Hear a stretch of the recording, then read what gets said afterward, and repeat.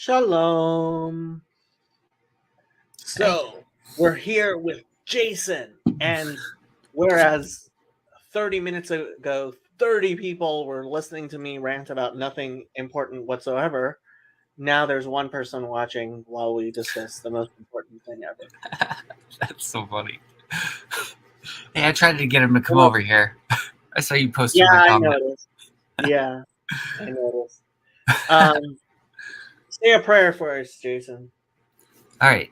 Heavenly Father, we come before you right now, and I just want to lift up Jacob, and I just thank you for him and all the work that he's doing, Father. And I thank you that you're guiding him in every step, and you're putting your words on his lips, Father, and speaking through him and all these conversations he's having. And I thank you um, for the time that he's set apart to come and look at your word with me, Father. And I thank you for that. And I ask that you enlighten both of our eyes and reveal to us your truth and commune with our hearts in this time that we get to share with you in your scriptures.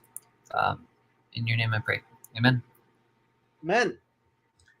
So, what are we discussing tonight, Mr. Schweitzer? Oh, Hi, man. Senor Saboya. How you doing? Hey, senor. I did have a question for you. I don't know how much it would really open up, though. I was just curious about this because I know Moses and Elijah are like two, heavy hitters in Jewish tradition and in Christianity. I didn't know where Joshua fell in that. That's really interesting. So, yeah, so, I mean, Joshua is not one of the seven shepherds, neither is Elijah. And Joshua is from the tribe of Benjamin. And, I mean, I guess this kind of goes to something we were talking about on the previous stream, which was, I think there is within Christianity a big focus on everything is like Jesus, right? And all paths lead to Jesus. And Joshua he's a minor character. He's not, if you really, really wanted to, you could shoehorn him into Jesus. But he's his own minor character. When Moses is about to die, he prays to the Lord of Spirits that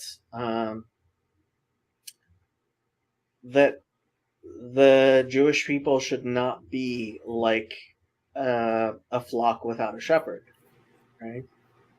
Which kind of begs the question. Well, doesn't not begs the question. It prompts the question that like, well, wouldn't Joshua have been able to take on the mantle of leadership like Moses, right? And really, I mean, let's pull up the Talmud, why don't we? And this is one of my. So there is only one tractate of the entire Talmud which I have ever finished, and that is the tractate called Rosh Hashanah, which is the beginning of the year. And trying to remember where it talks about. Let me see if I can find it. So it says Yiftach. Yiftach is Japhet in his generation. 25b.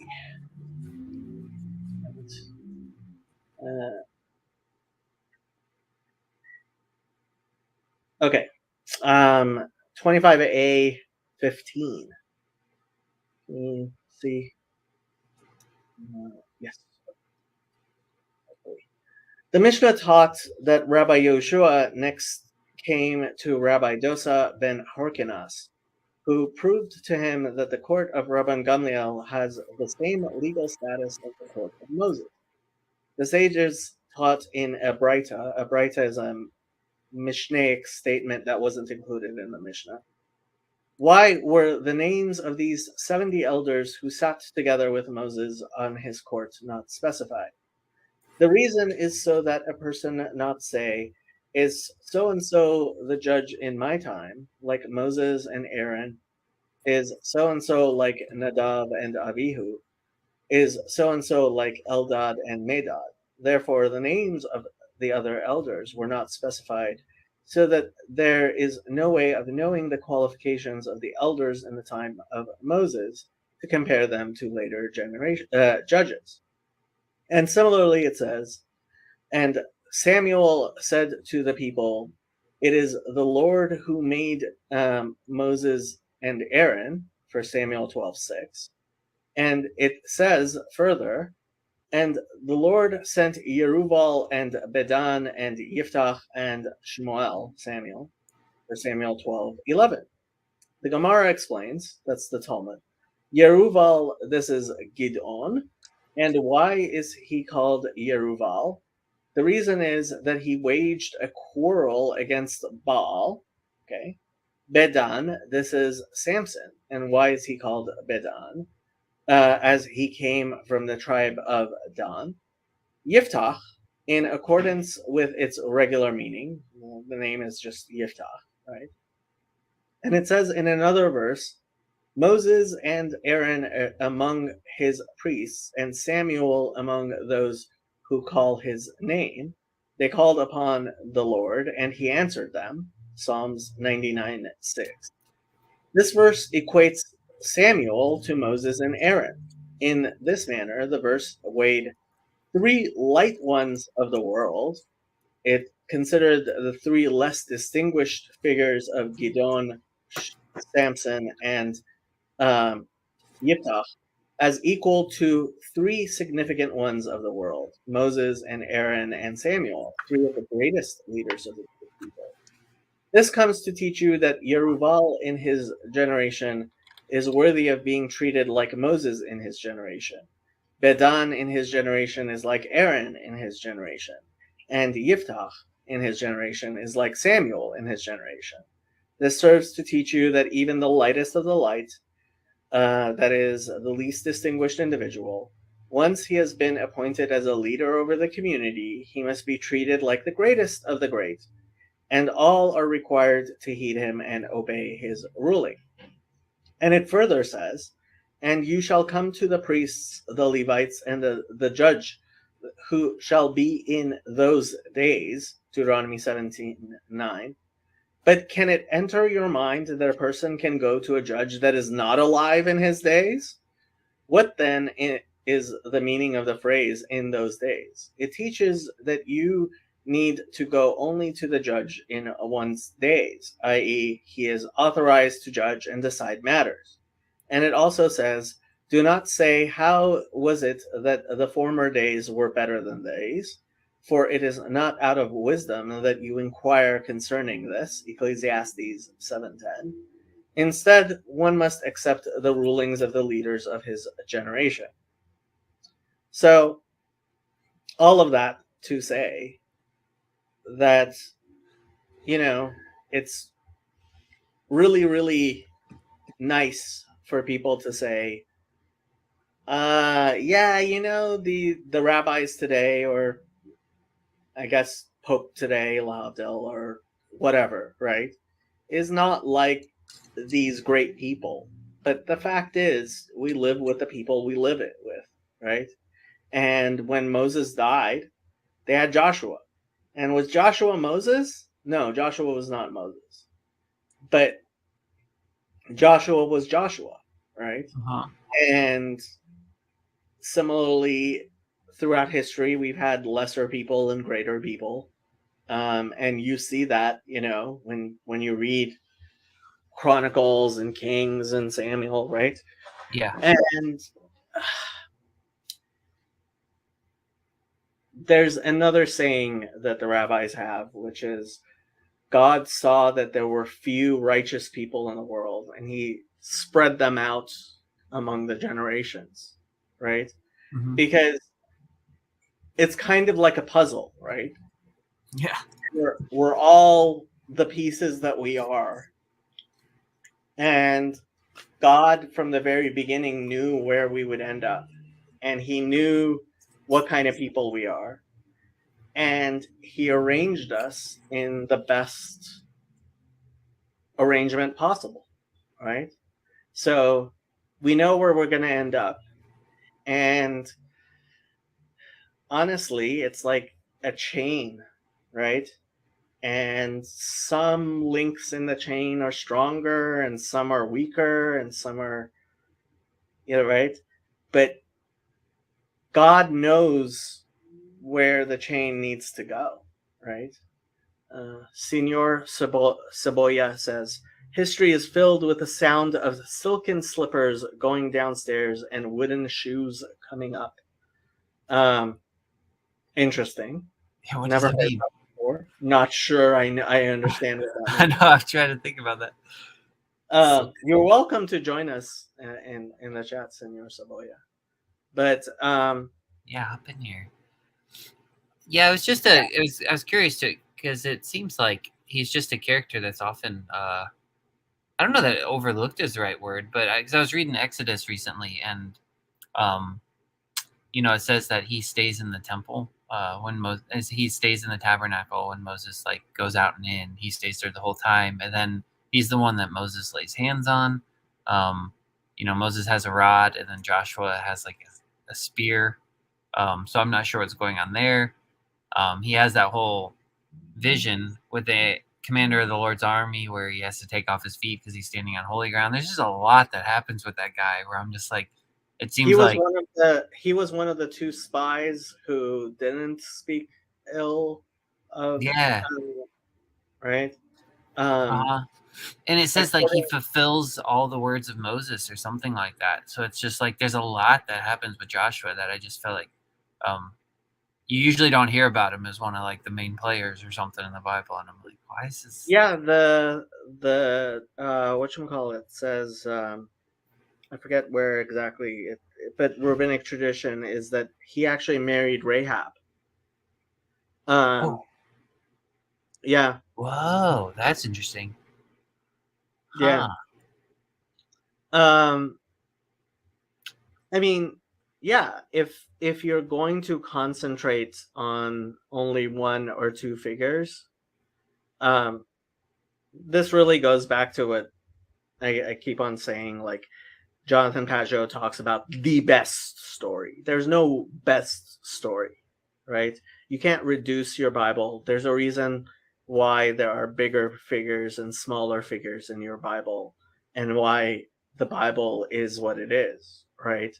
Is you need that completeness, right?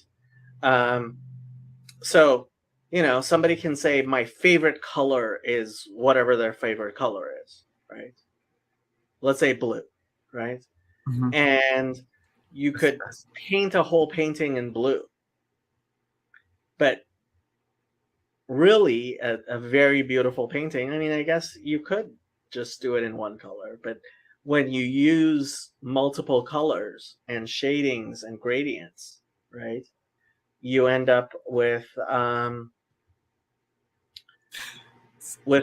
a better painting ultimately, and that is the concept of tiferet, of beauty in Hebrew, is and some people would say the ketonet pasim, right, the multicolored or coat of Joseph that had many pieces, right? It Mm-hmm. the beauty comes from the fact that there were many pieces to it. I Yeah, think the best story is the one where Ehud kills Eglon while he's on the throne. But I do maybe like that one a lot. I actually like the story. I It really Yeah, hits me, the story where David cuts off a bit of Saul's garment, and yeah, because it really hits me when David is quoted as saying the ancient proverb in the Bible. I'm like, if it's an ancient proverb in the Bible, being quoted as an ancient proverb in the Bible, it's something you can take to the bank. You yeah. know? What is it like? Wickedness proceeds from the wicked, or something like that. I Yeah. can't remember what the proverb is. Yeah, Resha tetze mi reshaim tetze resha. From evildoers comes evil things. Yeah. yeah. Is that your favorite story? Or It's that's one of just my one that. favorites. It's one Yeah. of my favorites. It's one I quote a lot because Is it? I really like it says mashal kadmoni, right? The proverb from a long time ago, right? From of the ancients of the first ones. Yeah, Yeah. that's cool. Who's your favorite judge in the Book of Judges? Well, has to be Deborah. Really? Nice. That's a good. I love that story. That one's good. Why do you Well, say has to be? Because it's a woman. it yeah, actually, because I think the fact that she was able to achieve, you know, she's that liminal figure, that one that sticks out because, you know, she right, by their fruit is related, a reference or not. Yeah, I would say it's a corollary. I think you actually see a lot of the things that Jesus says in the positive, like treat others like you would like to be treated, like the golden rule. Actually, Hillel puts that in the negative. That which is hateful to you, do not do unto others.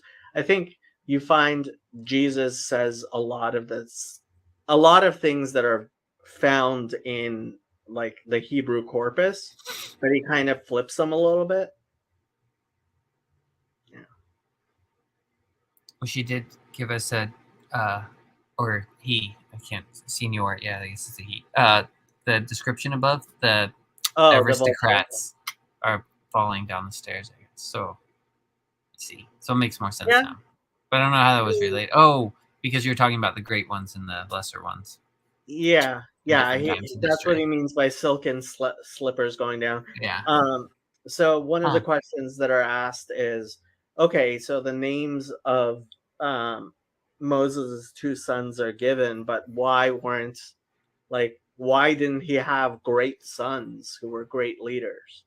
And one of the answers is given is so that people would understand that it's not hereditary, that it's, you know, that um it, Yeah. every hakol b'dei shamayim chutz mi'yirat shamayim, everything is in the hands of heaven except for the fear of heaven. I never even thought to ask that question. That's a good question. So I do have a question. I probably asked you this before, but since is it Ehud? Is that how you say his name? I killed. Ehud, Yeah. yeah. So this is the one thing that's bothered me for years, and I can't figure it out. The Benjamites are always left-handed, right? But then Benjamin means son of my right hand. And I'm like, Well, what is? that's yeah. So you actually get this a lot in the Bible where um, they will they will point out, right, that a Benjaminite is left-handed because Yeah. Benjamin means right-handed. Yeah. Yeah, and so like you get a lot of these types of so earlier today I was involved in a different Bible study, and um the translation, it was what was it? It was First Kings 14. First Kings 14, I think. Where was it? It was talking about Yerovam.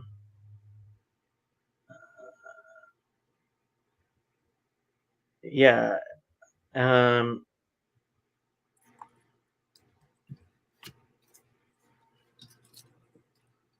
Which verse was this?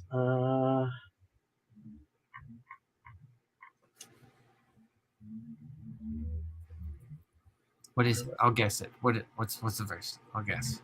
I got it. It says that he was cut off, and all men were cut off, and it talks about dung. There it is. Okay. So all of the translations, I have yet to see a translation that has said any that like says is actually literal. They all do male, right? And we were looking at the Hebrew, and the Hebrew is actually pisses on a wall, and that's what gets translated as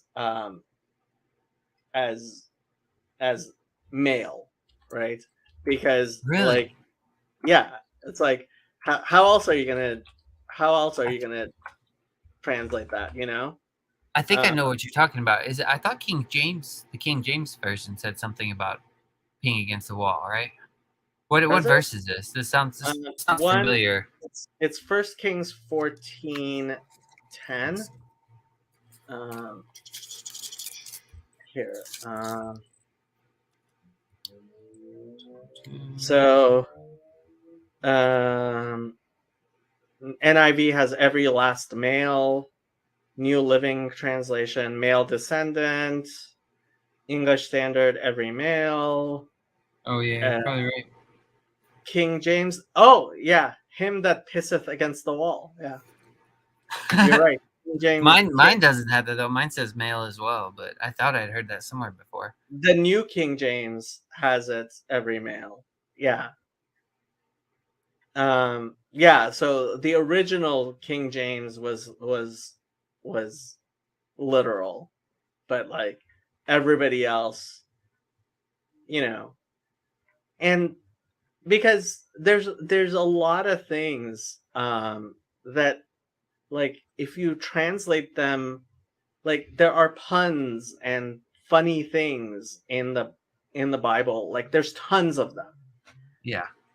A lot of the Bible, like there's puns and funny things, and like and you just can't, if you're translating to English, the analogy I make is anytime you translate the Bible, it's like you're taking a picture of the ocean, right? And if you've never been to the ocean, like that's a beautiful, it can be a beautiful picture, but you can't go swimming in it, right? Yeah. Because it's two-dimensional. Mhm. Whereas the Bible itself is three-dimensional, right? There are puns all over the place. There are a lot of things that are, I should do a pun expedition sometimes. That'd be good. I mean, we could. I'm sure if you Googled best puns in the Bible, best Hebrew puns. Fun fact: Isaac Newton's younger brother was also Benjamin. He called his brother a Benjamite in his notes. Was an overindulged youngest son. Yeah, I guess. Yeah, so like in translation, you're never going to be able to capture, certainly not like, there are places where it's obviously very, very poetic. For example, what's that verse? Precept upon precept. Tzav l'tzav, kav l'kav.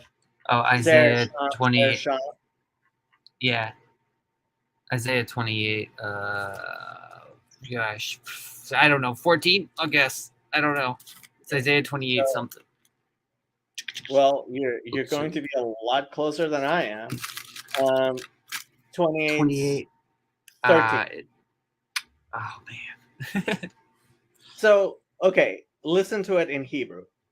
V'aya lahem davar Adonai, tzav l'tav, tav l'tav, kav l'kav, kav l'kav, zer sham, l'man yelchu v'chashlu achor, v'nishbaru v'noshku v'nilkadu.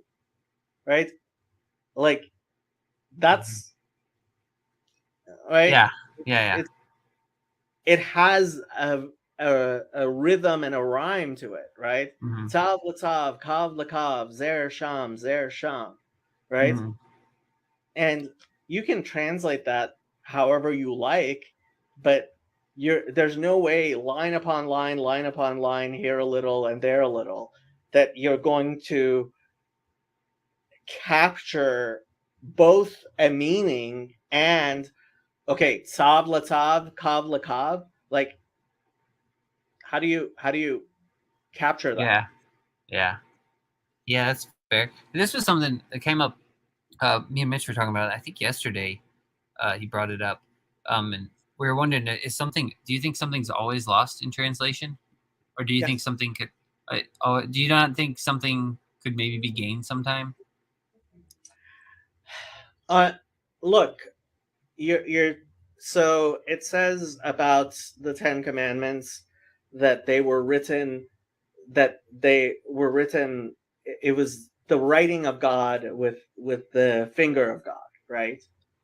Like, you're talking about something that was composed in a miraculous way. And in order to believe that the translation is in fact gaining something, you kind of have to believe that human being was in some way more inspired than the text itself. It's like, I don't see how that works. Now, I do believe that translation has allowed the Bible to be dispersed in ways it never could have. But that just goes back to what I keep on saying about Christianity being Judaism viewed through a glass darkly, right? The bits of it were dispersed to places that could not receive it otherwise, so that eventually they would be able to see the fullness of the light.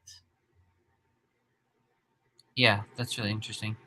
Yeah, I guess I was just wondering because we just we didn't really talk about it in depth. We just basically said, yeah, something's always lost in translation. But then I was thinking about it later, and I was like, well, and I didn't necessarily mean just from Hebrew to something else, but I was thinking, well, I wonder if certain ideas can become too finite within a certain language to where when they are translated, it gives the opportunity to almost break it apart and try to get back to the original idea. But I didn't know if sometimes that happened or not, because I've even heard people, listening to Jonathan Peugeot and some other people, they'll sometimes say, yeah, in French we have a word for this, but there's just not one in English. So it's like even from that, there seems to be something lost. But then I'm kind of wondering, well, is there ever anything gained? Like, can it just be like kind of a disruption to get back to the heart of something? I'll say that translating from the Hebrew to the English oftentimes makes me more aware of the meaning, because I have to very much consider the nuances and what it could mean and what it doesn't mean. And so translating it helps me understand it better. I don't know if I would ever say that means that I would somehow... So this is kind of the whole thing of my channel, right? Is I'm trying to help people engage with the scripture as directly as they possibly can. and leave my crazy ideas out of it, because once the Bible is filtered through Jacob, it's necessarily been tainted by Jacob. Yeah. Well, there's something Cal says, and I'm not going to say it right, but I do like that he'll say something like, and I'm sure you'd agree too, that there's something God wanted to say that I don't think he could have said without making you. So even though you might taint it a certain way, you're bringing something to it that I don't think anybody else could. So yeah, I mean, I guess none of this false humility here, Jacob. no, I'm just kidding. Honestly, like it. Yeah, you know me. I'm not the false humility type. But yeah, I guess I'll put it one. I'll say one thing. I think sometimes. So I've been quoting this verse a lot to Chazi, and he's been quoting it back. It says Chanoch lenar ladarko, right? Teach a young man according to his ways, right? Here, I'll pull this up.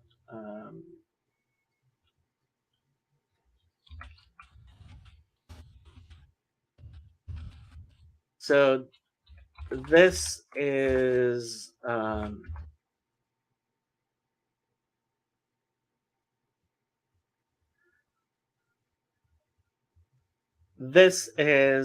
the gates of unification and faith, which is a very, very Kabbalistic treatise written by the founder of the Hasidic dynasty that I play in their garden, which is Chabad. And so he says, so it's called A Compilation of Teachings, right?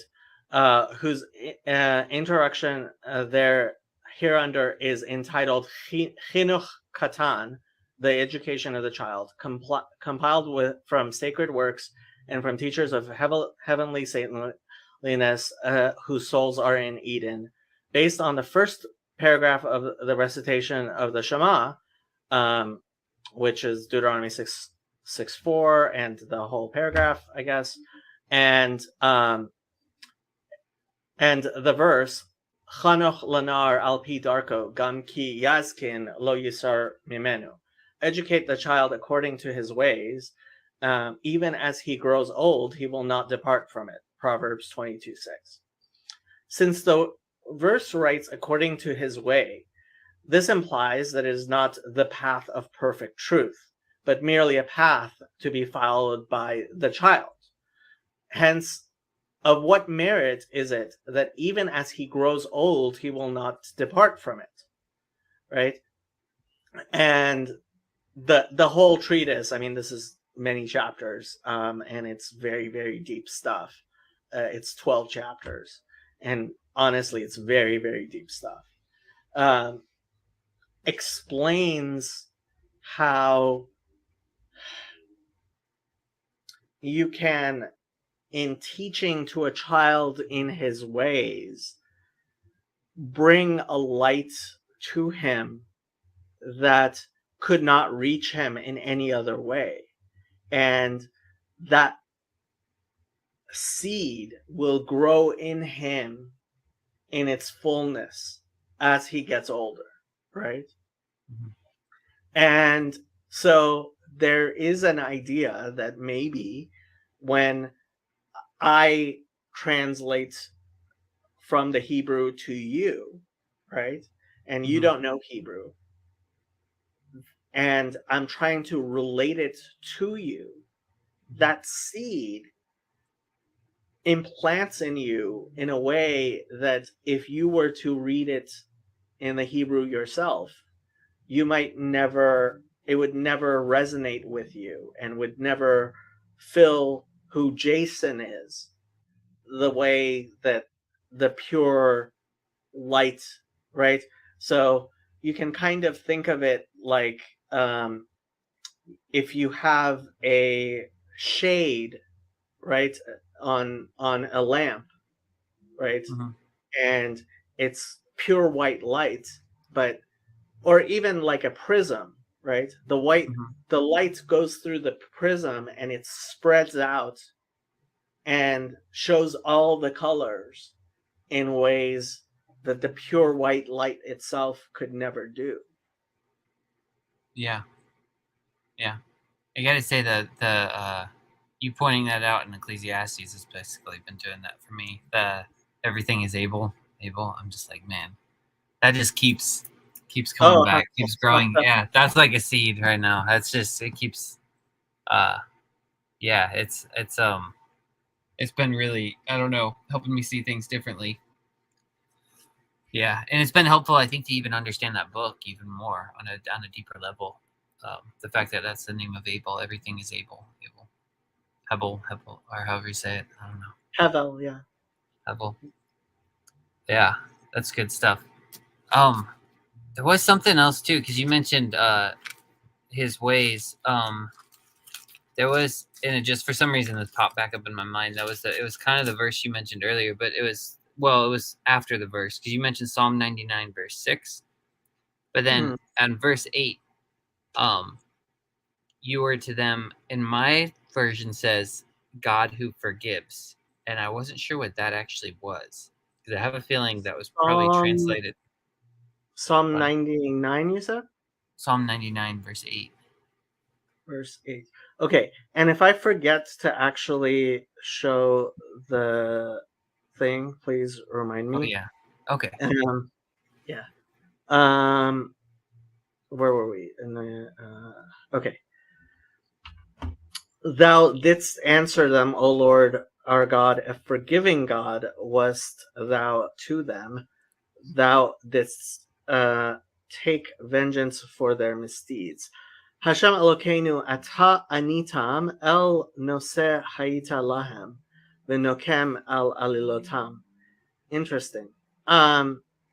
So they're translating it as forgiving, but it's actually well, first of all, the name there, the second one, that's um, so there are 7 names of God, Mm-hmm. right? That are considered they're the 7 names that are not that cannot be erased. So 7 names. Do they relate to angels at all? Because I know one's uh Raphael, right? Or Rapha. Well, L, right? So the 7 names that cannot be erased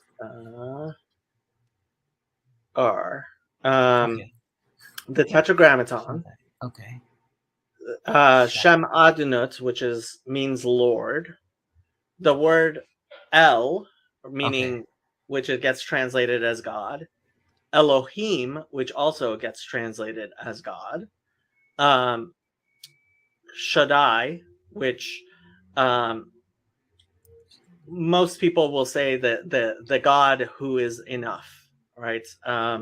It's Uh-huh. also there is a feminine aspect to that. The all breasty one, right? Or Um, something like that. I think I've heard. what?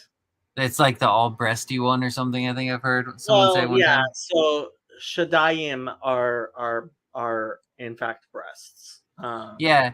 Which I mean, I like that interpretation. Not to be crude, because it's just like when you're an infant, that's your substance. That is your source Yeah, of life. Yeah. yeah. Um, so um, Tsebaot, which is hosts as in armies, and is that 7? 1, 2, 3, 4, 5, 6, and I guess Oh. Ahia would be the 7, which is, it says Ahia Asher Ahia, I am as I am, or I will be as I. No. Ka is the 7th one. Yeah. Hmm. Yeah. Why? I'm not sure why. I thought Ka was. Yeah. Yah is okay. This is what I get for looking it up on what you call it on Wikipedia. Wikipedia. But Yeah. so this one is the two letter L, right?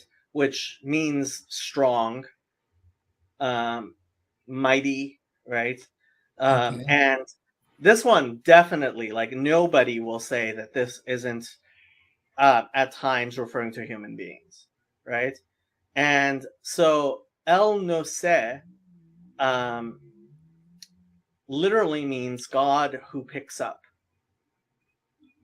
Okay. And the 13 attributes of mercy, we've talked about the 13 attributes of mercy Mhm. before, haven't we? Yes, we have. Yeah. So Exodus 34 6 through 7. Let's go there. Yes. 34. Oh man, it's referencing that one. If you will not forgive them, blot me out of your book. Is that what it is? No. No, not quite there. No, 34 is different. Okay, that's his name, the name of God. Yeah, so 34 6, right? And Vayavor Hashem al panav vayikra. Hashem, right? God, Lord or Lord. Kel, right? So God. Rahum, which means merciful. Hanun, okay, gracious. Erech Apayim, literally means like slow to anger, is how I usually translate it.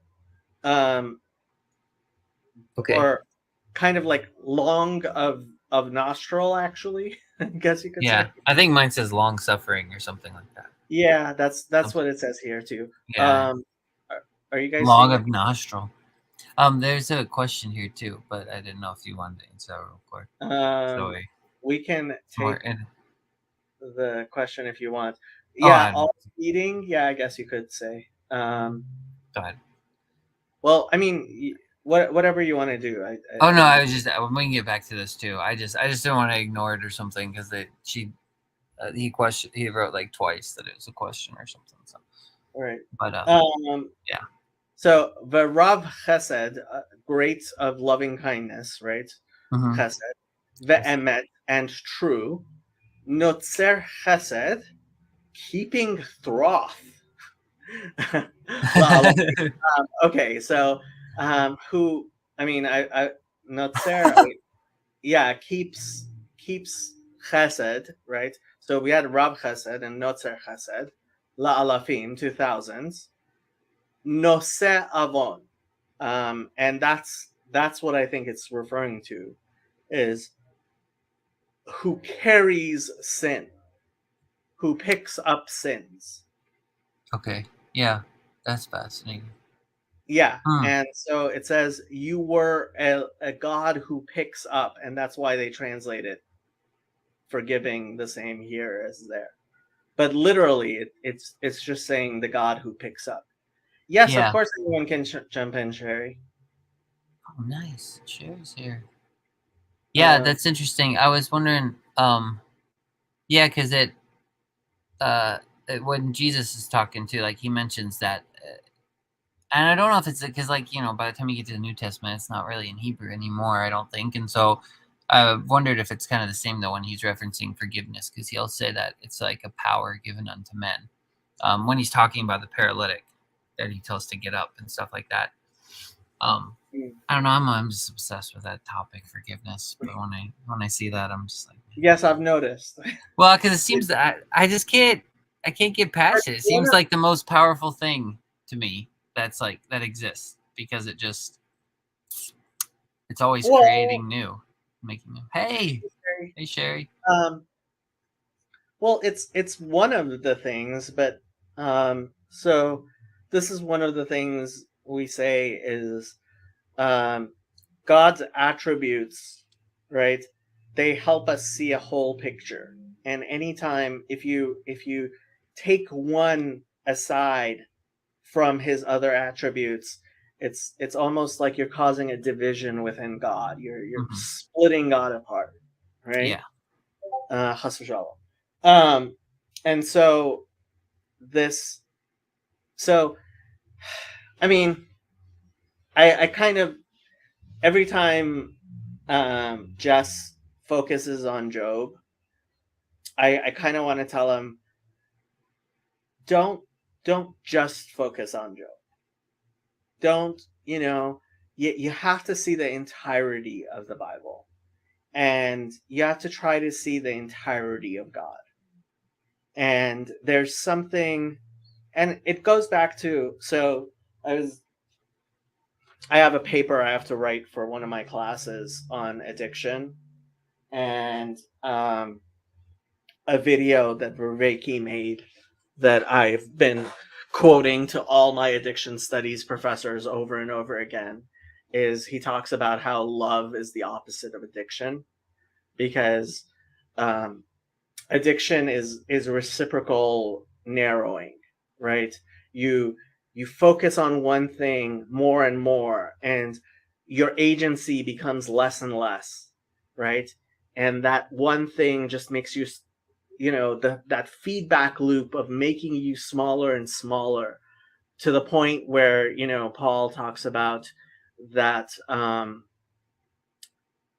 the drunk who came into his office, put a can on his desk and said, "Pastor, my life is in that can," right? And the opposite of that, Vervaeke's like, the technical opposite of that is love, because it's opening yourself up, right? Vervaeke helped me quit smoking, right? It's making yourself bigger. And this is actually something Peterson said in one of his recent videos, is when you think about yourself, that's misery. When you're not miserable is when you're not thinking about yourself. It's when you're,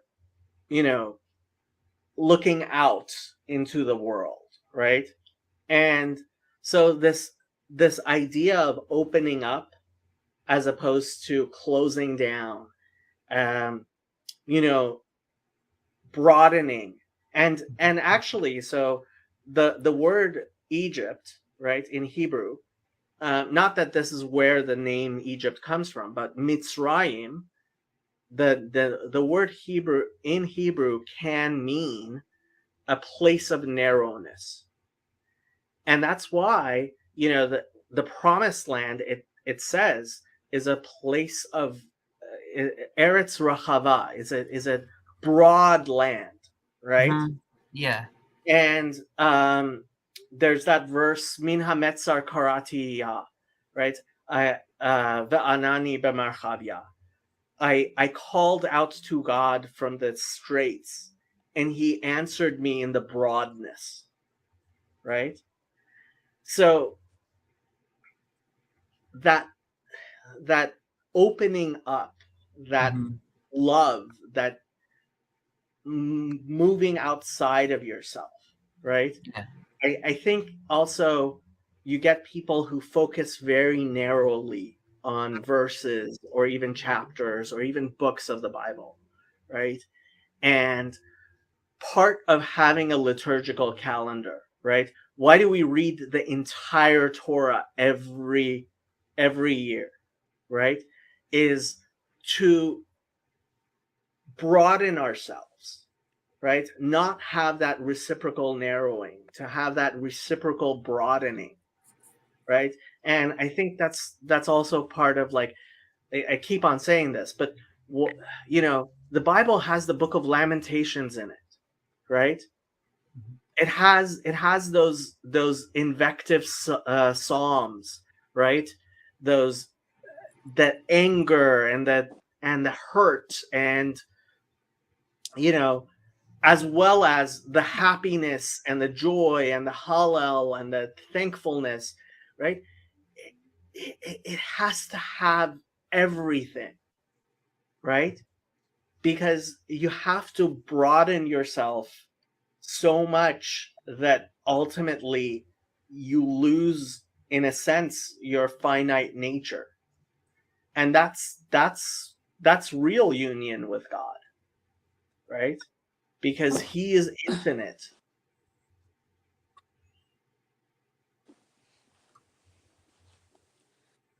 Okay, I have a question, but I don't know if I don't expect you to answer it, but it's a New Testament thing. Jesus talks about the um, wide is the way to destruction, and narrow is the way to life. So I'm just wondering, from a Jewish I have perspective, to where tell would you, he get that? Is that a that's one of it's one of those sayings of Jesus that I'm like, this doesn't make a lot of sense to me. I mean, yeah? From what? yeah, there is this idea, right? So, and I quoted this song to Chazi. It's a very famous song that I really love, which says the whole world is a very narrow bridge, and the important thing is not to fear, right? And it's a song like every Jewish kid has heard the song, right? Kol halam kulo gesher tzar meod, gesher tzar meod, gesher tzar meod, v'ha'ikar lo lefached klal. Sorry about my voice, but like that's my best. But um so the entire world is a very narrow bridge, and the important thing is not to be afraid. So the world is a narrow bridge, right? There, Okay, to our that's right and to interesting. our left, we can Yeah. make mistakes, and these mistakes can go horribly wrong, right? And so in our faith, we are walking on a tightrope, right? And we've seen people fall off, right?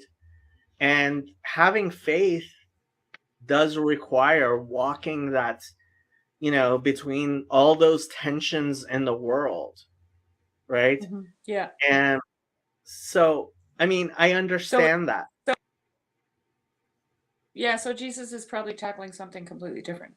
He's not talking about the same thing it's a different thing he's One of talking about. one of the translations I saw Because was what you that just said, like that it song that said, yeah, straight is the gate. I think that's one of the translations of that verse. Not just narrow is the gate. But go ahead. What were you saying? well, I mean, the song that you just described, it kind of validates what Jesus is saying, right? But it's a different approach to the concept of narrow and wide. It's Yeah. not one or the other. It's what I'm saying? I don't know if I'm making myself clear. No, It's two different it's two different,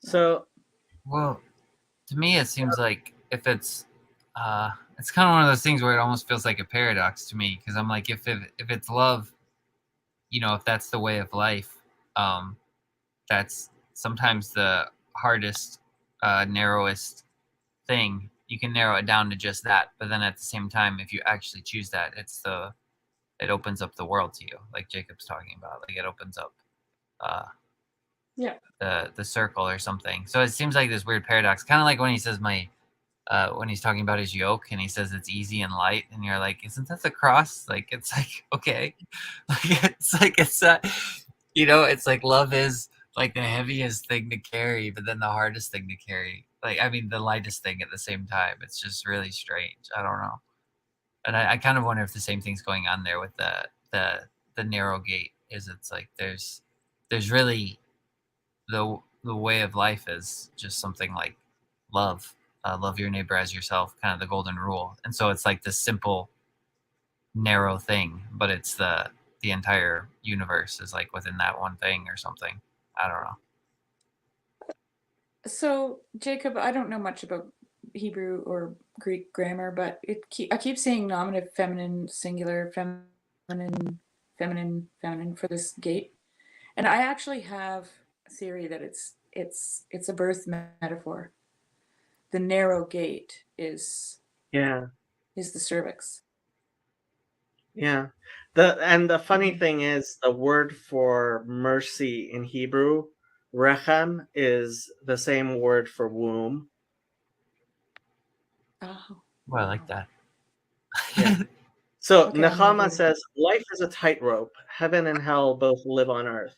The path of judgment leads to hell, the path of love to heaven, but all here incarnate on earth. Maybe something like that. Yeah. I have totally. a question about that word for mercy. Is that the same one in Exodus 25? That you said it means like a womb is with the mercy seat, or what my translates as the mercy seat, God's Exodus throne. 25. 25, the place where God speaks from. Let's see, 25. You could look at verse 22. Exodus 25. Yeah, I had never heard this idea of a mercy seat until I started talking to Christians. It's a big deal for Ma'al me. hakaporet bein shnei hakeruvim asher al aron hadut. Asher atzaveh etcha. Yeah, I mean, there's no word mercy there at all. I mean, I just From like above the covering between yeah, the two. kaporet. That's Oh, kafar. So that's the same word as atonement. okay, yeah. Okay, so is that understood as something like forgiveness? Yeah, lechaper. Okay. Yeah, it means to cover over, right? Yeah. Yeah, and I was reading Proverbs 16 today. And mine says, "In mercy and truth, atonement shall be provided for iniquity," or something like that. I don't know. What's the verse again? Proverbs 16, verse 6. In mercy and truth. I'm assuming that's the same word, atonement. And that's the same word. Verse 6. Verse 6, yeah. Yeah. Bechesed ve'emet yechupar avon uvirat Hashem sur merah. With so chesed is usually translated as loving kindness, and truth, yechupar avon, shall be covered over or atoned for or sin. Uvirat Hashem sur merah, and with fear of God, you will depart from evil. Okay. So that word that you're saying, the word that means covering, is that also related to what we were talking about earlier with the Psalm 99 and then you read the name of God and we're looking at forgiveness? No, Yeah. so Okay. that means to pick up. Yeah, that's right. Okay, pick up. Yeah. Okay. Yeah. So yeah. It's just making me think about the ark because I know the ark of Noah, and the Ark of the Covenant both have this word for covering, or because he says the Ark of Noah did. And the gopher wood, right? That's also yeah. What's the gopher wood? Tell me that. I don't know the difference. Oh, well, where was that? It's Genesis. Where's Noah? You know where's Noah? Where's Noah? Chapter 6. Yeah, I think 6. It could be. Let me see. I'll find the gopher wood. I know this. Oh my goodness. Chapter 6, verse 14. Oh no, I was wrong. Yeah, honing. this is gopher. Yeah, I'd say gopher. Yeah, so it's not related. Well, It's not? I mean, I could make an argue that it has some. So yeah, I mean, so they share 2 out of 3 radicals. The first radical is different though. Okay. Yeah. For some reason, I thought those were the same. Oh, actually, that's what I was remembering. The word pitch is kofar. Yeah. Okay. The chafarta, and you shall pitch it, right? In from but kofar with pitch. So that word pitch is also a the word for atonement. It says, price of a life, ransom, bribe, asphalt, pitch, henna plant, village. Kafar, yeah. So I know this. Sorry, this might be a little boring for some people watching. I don't know, but I was gonna see if you could look at one more verse for me. It's in Leviticus. Let's see. You could look. I mean, it repeats it a lot, but you could look at. I don't know, chapter 4, verse 26. So that was, and it says, "So the priest shall make atonement for him concerning his sin, and it shall be forgiven him."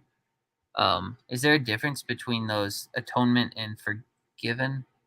Yeah, yeah. So Oh, the word okay. atone there is the kafar, right? You Okay, said yeah. cover, yeah, right?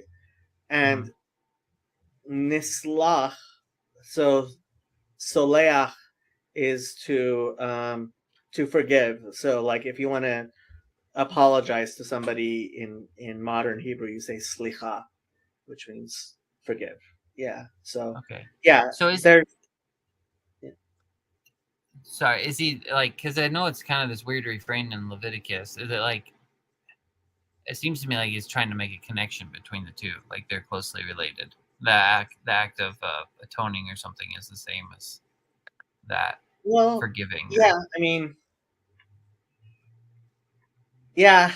When it's difficult because yeah. So like the word chiper, yeah, alav hakohen venislachlo, right?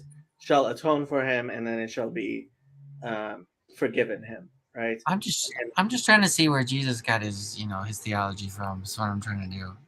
Him and his forgiveness. I'm pretty sure he got it from the Jews. Yeah, I think I would agree. Yeah. Another Yeah, unrelated well, question. yeah. Oh, sorry. Go ahead. Jesus's theology came from the Hebrew scriptures. That's what he I does would at the road to Emmaus is he opens the scripture. Yup. Yep, and it wasn't the letters of Paul he was opening. No. Yep. No. So what are you working on, Sherry? You making a sweater? Blanky. Oh, nice. Nice. A covering. Yeah, hand spun, you guys, from my sheep. Whoa, that's cool. Yeah, she combs her. No, that's with the goats you comb. The sheep you actually shear, right? Well, I did. Yeah, I had a cashmere goat, but no, I can. Well, no, I don't want to interrupt your Bible study. Just keep going, guys. That was interesting. I didn't know you still had goats. For some reason, I heard you say once that you switched them out for sheep. I don't. Okay. I don't have goats. I just have my sheep. Yeah.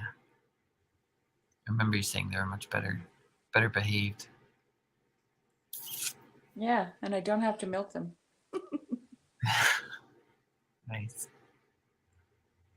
So, Jason, what else did you want to talk about? Well, and I could bring up this because you mentioned this earlier too. The coat of Joseph and the colors, and then Right. this has been a thing that's kind of been interesting to me that I haven't really studied up on too much. But there's like a reference to being clothed in many colors there, and then there's a reference to it in Psalm, I think 45, with like the virgin daughter, and then Tamar, who gets raped by David's oldest son, I think. It says she tears her coat in many colors, and it says then there's this weird verse where it says David's virgin daughters all wore a coat of many colors or something, wore such apparel. So I didn't know if this idea of the coat of many colors and being linked with some type of virginity or beauty, because it also says Joseph is beautiful in appearance or something like that. If that's somehow also related to God's throne being clothed in a rainbow, there's just this weird. It's just this thought going through my head, and I don't know if they're all connected. But so we have. I'll look at the Psalm one while you're looking at that one. Let's see. So the word there, ketonet hasim, right? And there's a question like, how should it be translated? Because this word hasim, right? So it says a coat hasim, right? And it got translated many colors. Rashi actually says it has long sleeves.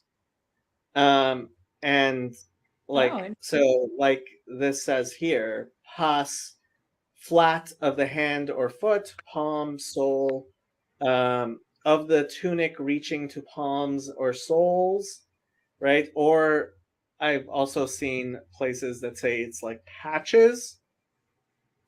So that's where it is in Genesis 37. The other ones, Huh. I don't know what you're talking about.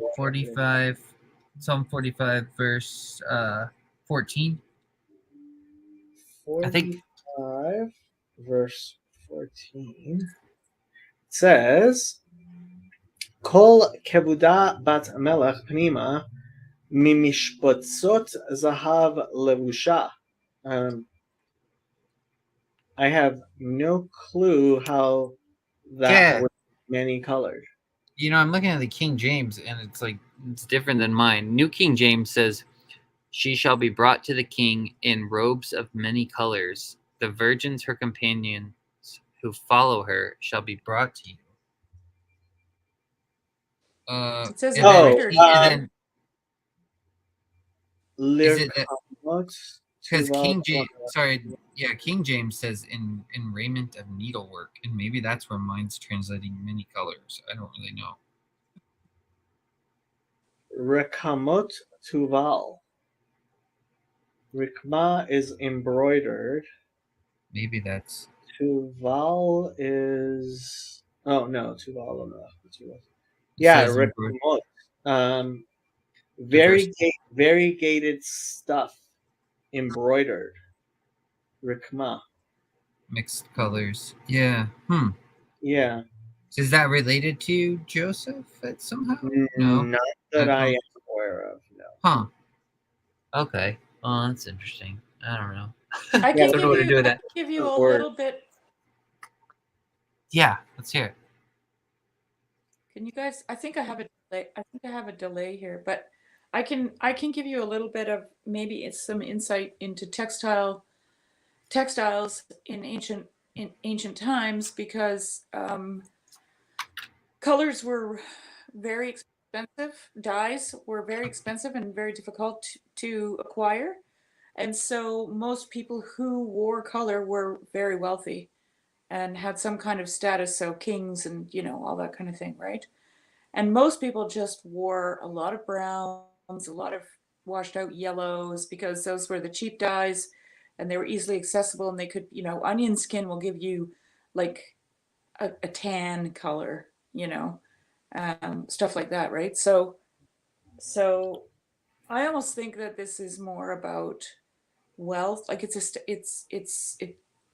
it's revealing as to how important these people are, like really, and what kind of standing they have.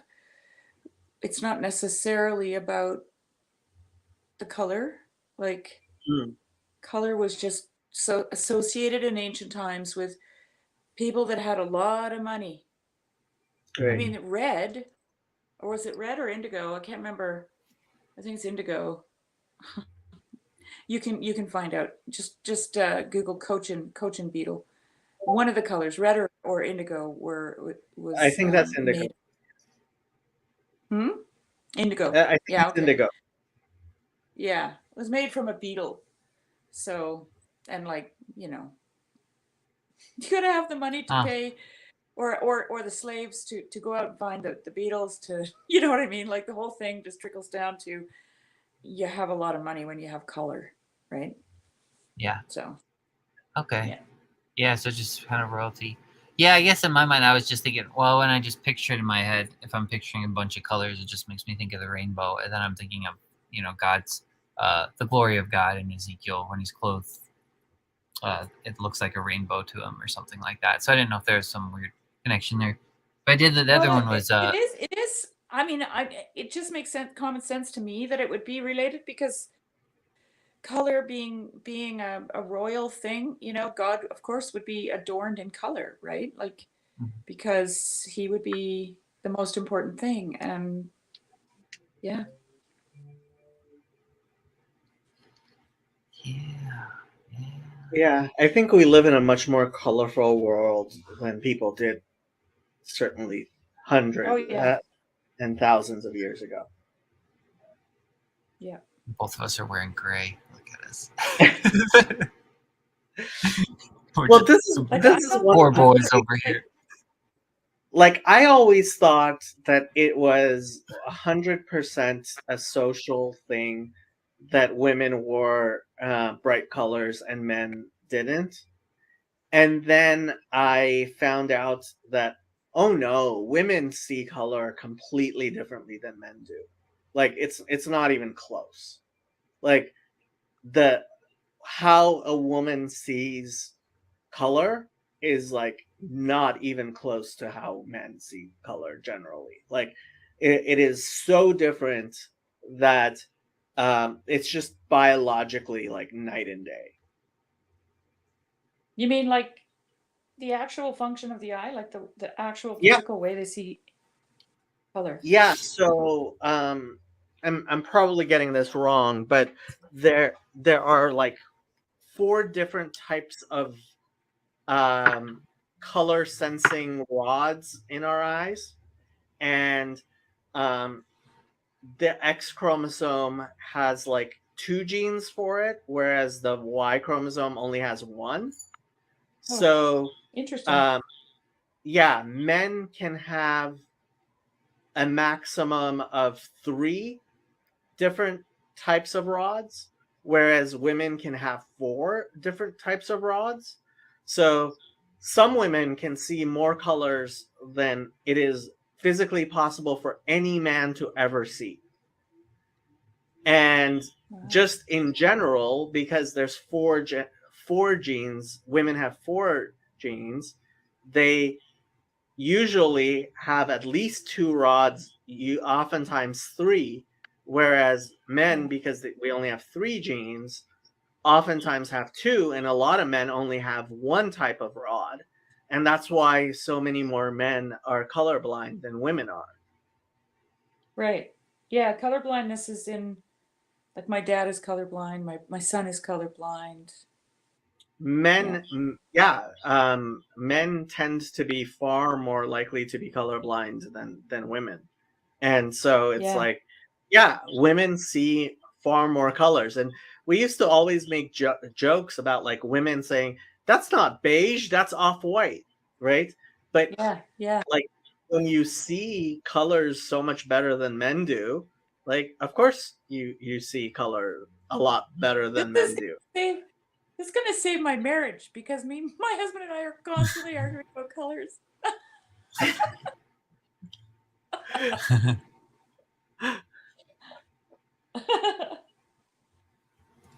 Yeah.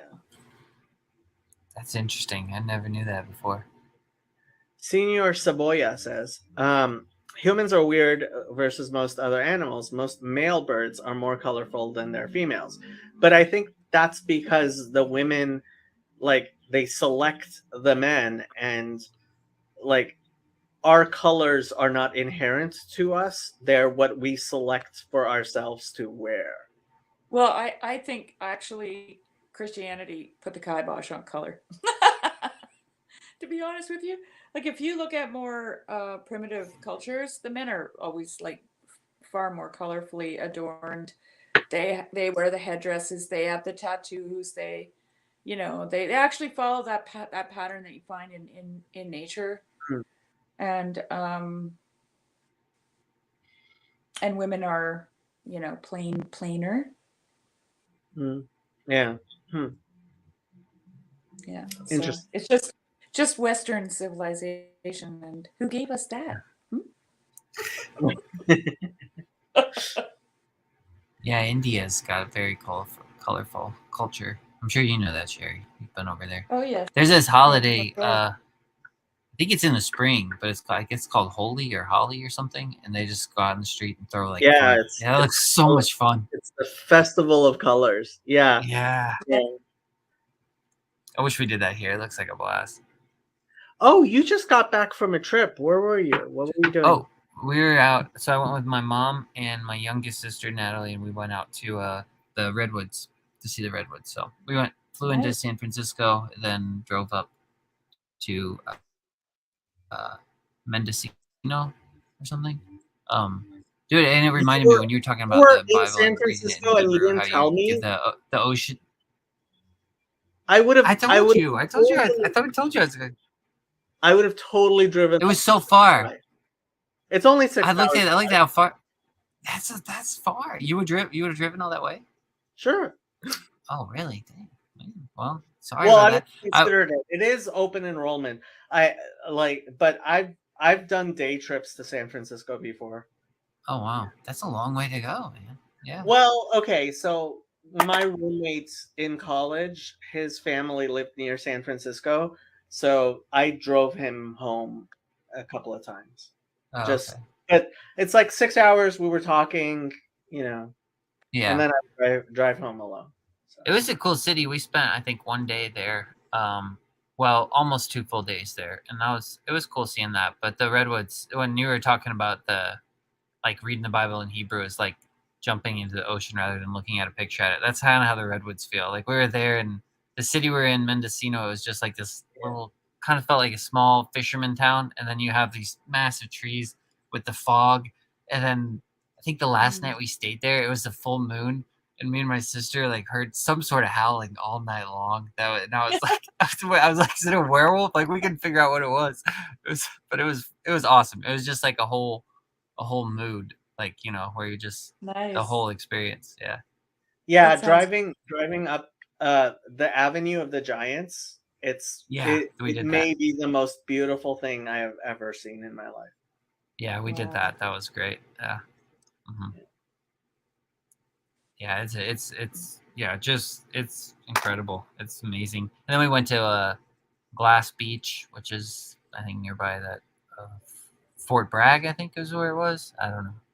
And then on the way back, when we were driving back to San Francisco, there was some construction, so we pulled off at this. It's called like Shell Beach or something. It was just this little beach. So me and Natalie kind of walked this trail, and my mom went down to the beach by herself, and I was glad she had to do that. She keeps talking about it. She was like, that's the only time I've ever been on a beach and it was just me. And she was just so happy. She just sat there for like an hour by herself. She had the whole ocean all to herself. Yeah, it was great. She nice. loved it. Yeah. So it was a great trip. It was a lot of fun. It was kind of short. I mean, it was less than a week. And so, but it was good. Yeah, that Avenue of the Giants, though, and just being in those trees, it's just, yeah, it is. You just soak it in. It's hard to put in words. Yeah. But, You can really get the Tolkien Ent vibe, right? When you're in trees like that. oh yeah, I bet. yeah, You're for just sure. like, oh, It's they're gonna so start cute, moving, Cherry. talking. I'm sure Yeah. you've seen the redwoods, haven't you? I've never I was in Los Angeles, but I flew in and just Oh, was in the city. no. which is- These are far north.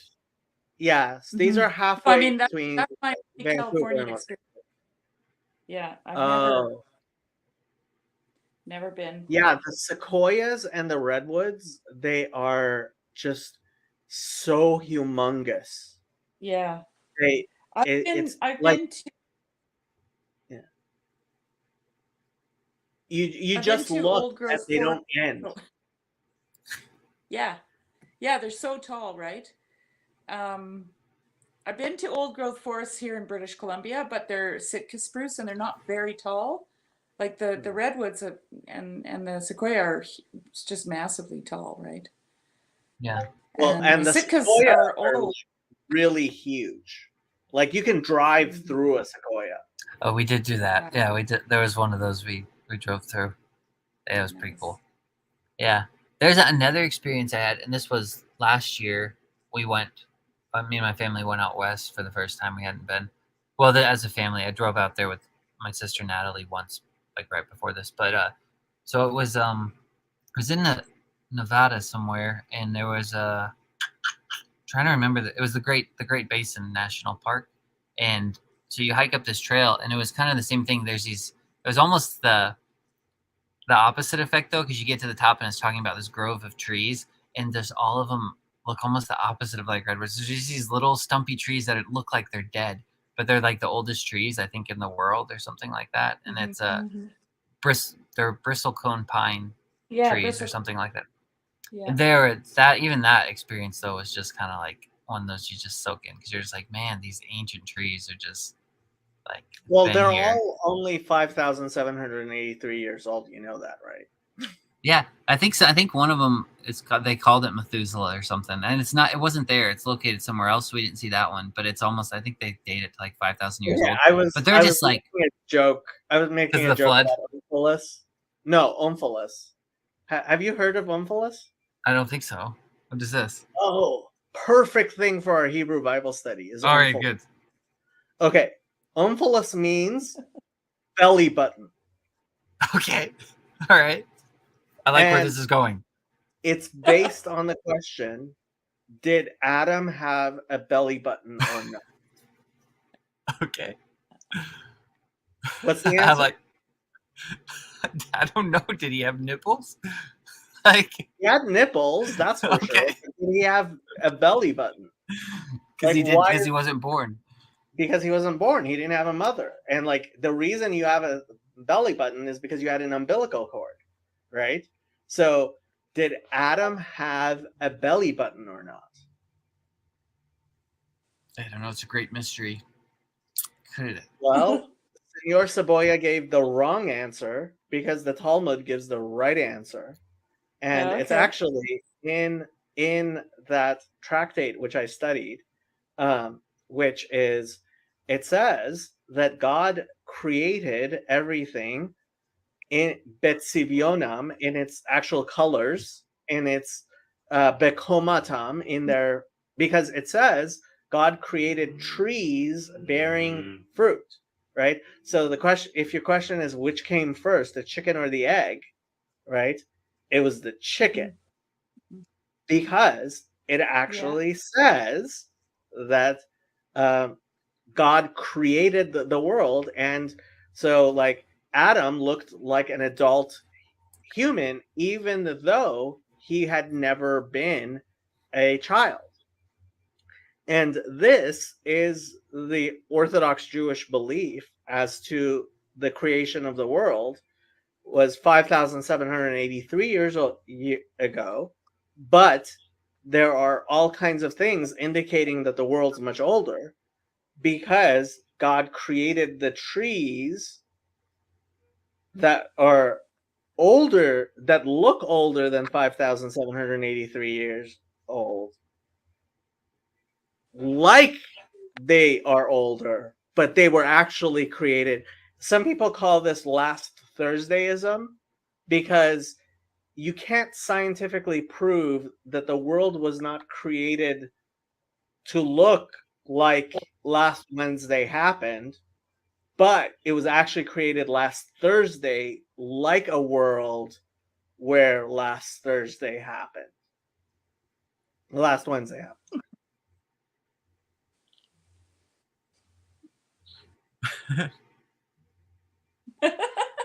Yes, I like God it, created Jacob. dinosaur bones. I like it.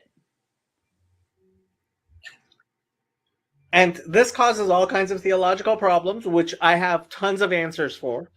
But yes. let's hear him. I got time. Okay, so the theological problem becomes, and this is why there are Christians who reject this idea, even though the Talmud had it 2,000 years ago. Well, at least 1,500 years ago, way before the idea of evolution or like the Big Bang or anything like that. Is so you're saying that God created the world in a deceptive manner, right? Because God created dinosaur bones that look like they're thousands of years old, but there was never any dinosaurs. He just created the bones, right? So that's like God is tricking you, right? Correct? You hear the question? Yeah, I hear the question. Yeah. Yeah. Okay, Yeah. you hear the question. I just, Now, the I just answer think- to that, yes. I just keep You- thinking about Göbekli Tepe. Like Göbekli Tepe is supposed to be 12,000 years old. So, Okay, but and then is that again, like a tree? this applies to everything. This applies to everything. So keep going, Jacob. I'm listening. I'm all ears. Okay, so there is the verse Deuteronomy 31:18, which I will remember to actually pull up. Right, says Va'anochi haster estir panai bayom hahu al kol hara'a asher asa ki fana el Elohim acharim. And I shall surely hide my face on that day upon all the evil which he did because he turned to other gods. And what the rabbis explain is that this is how we have free will, because God hides his face so that we have the capacity to turn away from him. Right? It says in Deuteronomy 30, I have set before you good and evil, right? He is God. Oh, you mean he in the thing? It's talking about men, right?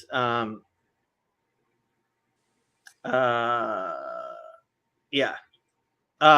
So I will surely hide my face. So God hides his face so that we have the capacity to sin. And so the world is in fact Alma de Shikra, a world of Havel and lies and deception, because we have the perception that there are things which are without God, when truly everything is from God. And that's why the priestly blessing is, may God shine his face towards you, right? As opposed to hide his face. So Yeah. really all evil exists because God is hiding his face, as opposed to good, which is when God turns his face towards you. Okay, so if God turned his face to, like, if he turned his face towards you, then I would understand that to mean I could see his face. Like, and Moses says, or God says to Moses, nobody could see my face. Sherry, if you're saying something, we can't hear you. Oh, I can hear. You can't hear me? I can hear. Can you hear me now? I can't hear you. I could I hear. can go out and come back Oh, in. I can't hear whatchamacallit either. Me? That's What you call you know it? what? What? Let me restart my computer because I think it's a problem with my computer. Okay. Will it keep going? I guess we'll find out. He's going to restart, I think. He's going to restart Yeah. his computer. Okay. I wonder if the broadcast will keep going. I guess it will. I don't know. Well, guess he's- are you still here in real time? Hello. I guess so. Yeah. Hello. I don't know what's going on. I guess he's frozen. I don't know.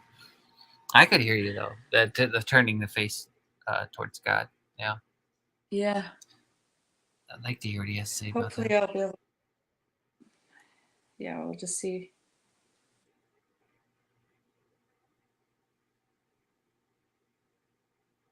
So what have you been up to though? Have you just been chilling at home lately? Yeah, just chilling out. Taking it easy? Knitting some blankets? Yes. That's cool. This is actually for a friend long overdue for a friend's baby. Oh wow. I said by the time How old? this thing done, gonna be graduated from college. Oh my goodness. How old's the baby? Baby's moving on to 3 months now, so I better get with Oh. it. Oh well, that's all right. Yeah. Just gotta keep making it bigger. You gotta hurry it up before the baby keeps growing. Yeah.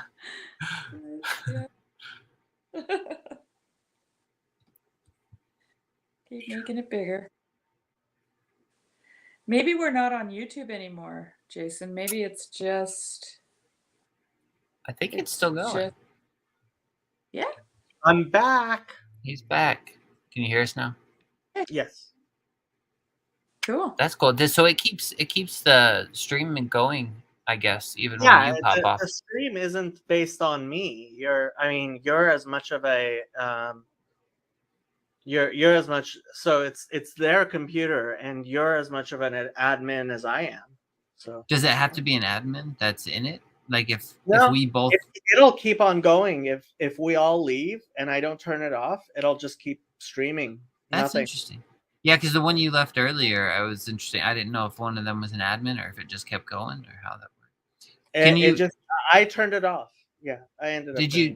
Did you figure out if it can do 2 streams at once or no? Yes, it can. Oh wow, man, that's impressive. Yeah, it is pretty impressive. Your channel's just like. We're working on some stuff. I mean, I don't know how much of that Paul is fired fest you saw, but I did. I got in like right at the end. I'll have to go back and listen to it.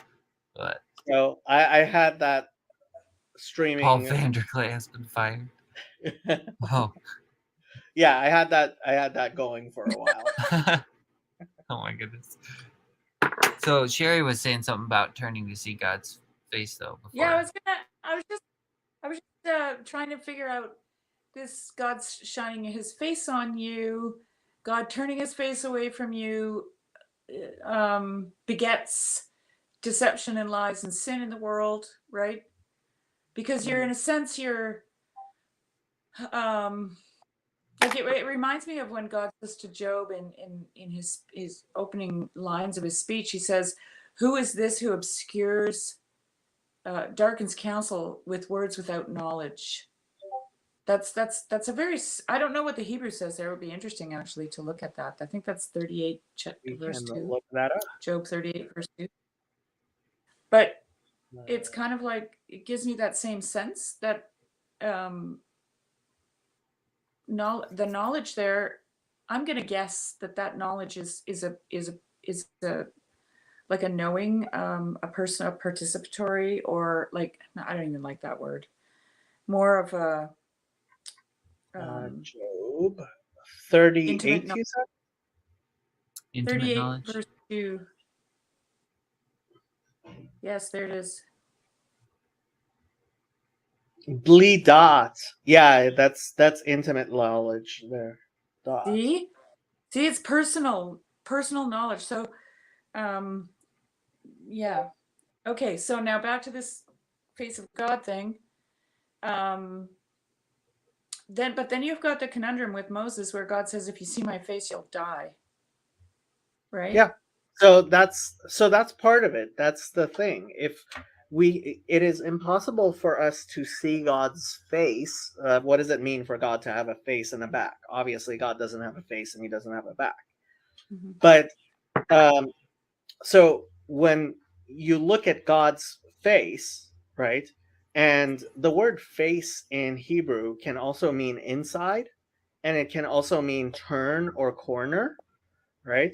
So when you see God's face, you see things as they really are. That's okay? right. Oh, I love that, Jacob. That is exactly what George MacDonald says. George MacDonald says God sees things as they are, right? Yeah. We actually call that face value, kind of. Right. But and if we were to see God's face at all times, like, so this is an example that's often given. Like, when you're alone, you are more likely to do things which you would be embarrassed to do if somebody else is there with you. Mm-hmm. And imagine it's somebody you respect a lot. And then imagine if it's some biblical figure like Moses is standing there, right? Or Elijah. Or Elijah. Now, imagine if there was an actual angel, like a seraph in its glory, standing over you. Like, could you actually do a sin in front of No. a seraph like that? Now, imagine if God's glory were revealed to you. You would be incapable of sin, right? So what does it mean that God hides his face upon the evil that we do, turning to other gods. It means that God allows us to Yep. not see him so that we can have our own will, so we can turn towards him willingly, right? Mhm. So we will have a choice in turning towards God. And that's why when Moses says, I want to see your face, God says, you cannot see my face and live. And he covers him with his hand, and he passes by, and Moses can see God from the back, right? And that's and live. And that's how we live, right? Yeah. We are living in this Alma de Shikra. So I'll have to bring this up again, right? So the top line is sheker, which means lies. And the bottom line is emet, which means truth. And you'll notice that all the letters on top, if they were actual physical beings, they would fall over, right? Whereas Right. emet, all of the letters are solid. It has a base and legs, right? It'll stand up, right? Mhm. So one of the things that the rabbis say is that lies have no legs, they fall over, and truth has legs. It stands up, right? And when you look at the Hebrew alphabet, so this is the Hebrew alphabet. Top right is Aleph, bottom left is Taf, right? You'll notice if you look closely that Aleph is the first letter, Mem is in the middle, and Taf is the last letter. So that's Emet, that's truth, right? It's the beginning, the middle, and the end. And Sheker, Right. Shin, Kuf, Resh, those are the three last letters of the alphabet other than Taf, right? So Yeah. it is the nature of truth to be pervasive all the way through, be something that stands, whereas lies are lopsided and one-sided and falls over, right? Yeah. And so this world we have, right, is Alma de Shikra, is the world of lies and vanities and things that are fleeting. And the true world, right, is Alma de Kshuta, is the world of truth, which is something that is eternal and from beginning to end and established, right, and stands for itself, right? And so that in turn is like God's back, supposedly, right? Which is seeing God's back is not seeing things truly, is not seeing God, is not seeing the world as it really is. It's turned away from us and veiled. Whereas the real world, when God turns towards us and we see the insides and we see through, right? That's what it means, that when the Messiah comes, the land will be covered with knowledge of God, the way the waters cover the seas, right? That knowledge, and what it means that a man shall not teach his colleague, right? Because everyone from the small to the great will know God, right? And there will be God will fill the entire hierarchy, right? And we will actually see God, whereas now we are in a time of darkness. And so there's a verse in Psalms that says, Lahagid baboker chastecha ve'emunatcha balelot, to proclaim in the morning your your loving kindness and your faith at night, right? So what does that mean? During the daylight, when we can see things as they truly are, that is a kindness, right? But at night, when we can't see, that doesn't mean things aren't there. That doesn't mean God isn't there. It just means that we have to have faith. We can't see God's chesed, God's loving kindness, the way that we can during the day. And so this world, we talk about like walking through the valley of the shadow of death, right? Get Salmavet. It's a valley of the shadow of death. It's a descent we take, right? So the soul initially was with God, and it descends into this darkness, this valley of the shadow of death, so that it can go back up. And like it says, I believe it's in Proverbs, Ra'iti Yitron Chochma Misichlut. I saw that the greater is wisdom than folly. Ki Yitron Haor Min HaChoshech.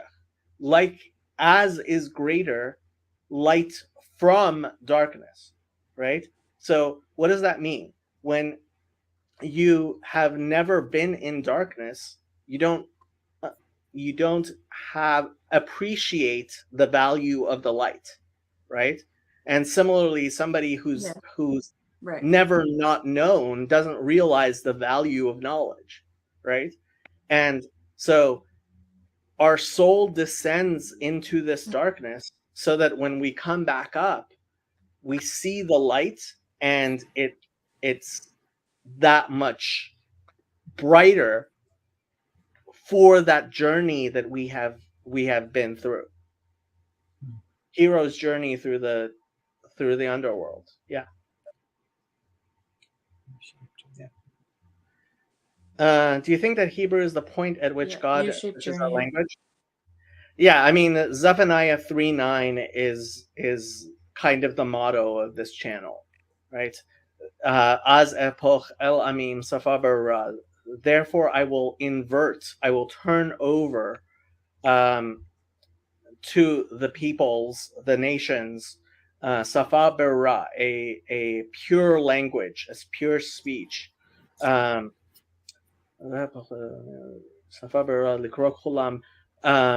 B'Shem Havaya, so that all of them may call in the name of the Lord, B'Shem Echad, with one shoulder, with one accord, right? So eventually, Babel will be undone, and everyone will know that one language, which I believe is Hebrew, which is why I teach Hebrew on this channel. So you made a connection for me with another George MacDonald story. I don't know why I didn't put it together before. But in his story, The Golden Key, they're gonna have to walk through this area, and it says, "And said the lady, if you should lose each other as you go through the I can never remember the name of that country. Do not be afraid, but go on and on." And so as you read the story, they come to this great plain, and then they're walking through this. It's just like a flat plain, and it says that all these shadows are falling down. They're seeing all these beautiful shadows. They're walking through a land of shadows, basically, the valley of the shadow of death, and they're trying to get to the land from where the shadows fall, the land of like the true forms, like you're talking about. It's a really beautiful story. I think it's one of his later stories, actually. Yeah. The Golden Key? The Golden Key, yeah. It's a short story, but I think it's one of his later ones. I don't know. I was shocked to find out Phantastes is like one of his earlier ones. I was like, man, what am I doing with my life? It's like, I think he wrote it in his 30s, and I'm just like, holy, this guy is intense. Get with the program, Jason. I know, right? What am I doing? I try to write, then I read back over the stuff. I'm like, man, this is dismal. I do have a question though about seeing God's face as well, because when you guys were talking about it, I still don't know quite what to do with all that stuff. Because what about Jacob and him wrestling with the angel? And then he sees Esau, and he says to Esau, "I've seen your face like seen God's face and man being made in God's image. Is that at all related to what we're talking about? So it is, but in a way, like, I didn't know how to like tell you this. So the Jewish interpretation of that story is very, very different from your Are interpretation. you gonna crush me or something? No, I'm not gonna crush you, but like Okay. All right. that angel, right, is Satan, Okay. who is the guardian angel of Esav, right, Esau. So Okay. there is this idea that Jacob had. So it says Titen emet leYaakov v'chesed laAvraham. So there's a verse that says God gave truth to Jacob and kindness, loving kindness to Abraham, right? Okay. And so Abraham is considered the embodiment of truth. Of kindness, and Jacob is considered the embodiment of truth. Now, you know your Bible well enough to be like, Jacob? The excuse me? deceiver. Jacob? Yeah. Jacob is the embodiment of truth? That little weasel. Right. So the question, so let's start with Abraham, right? Uh-huh. What are the tests of Abraham? He has to leave his father's house and his country. He has to go down into Egypt and deal with his wife being stolen from him. And he has to then he goes back to Canaan and he has to go to war to save Lot. And then he has to circumcise himself, and he has to sacrifice his son, right? All of these things are precisely the opposite of what you would think of as love and Kind of. Yeah. kindness, right? So Yeah. he was born to be a kind person, and he was tested by war and by giving up things and sending away Ishmael, and all of his tests are the opposite of that which he was given, right? And same by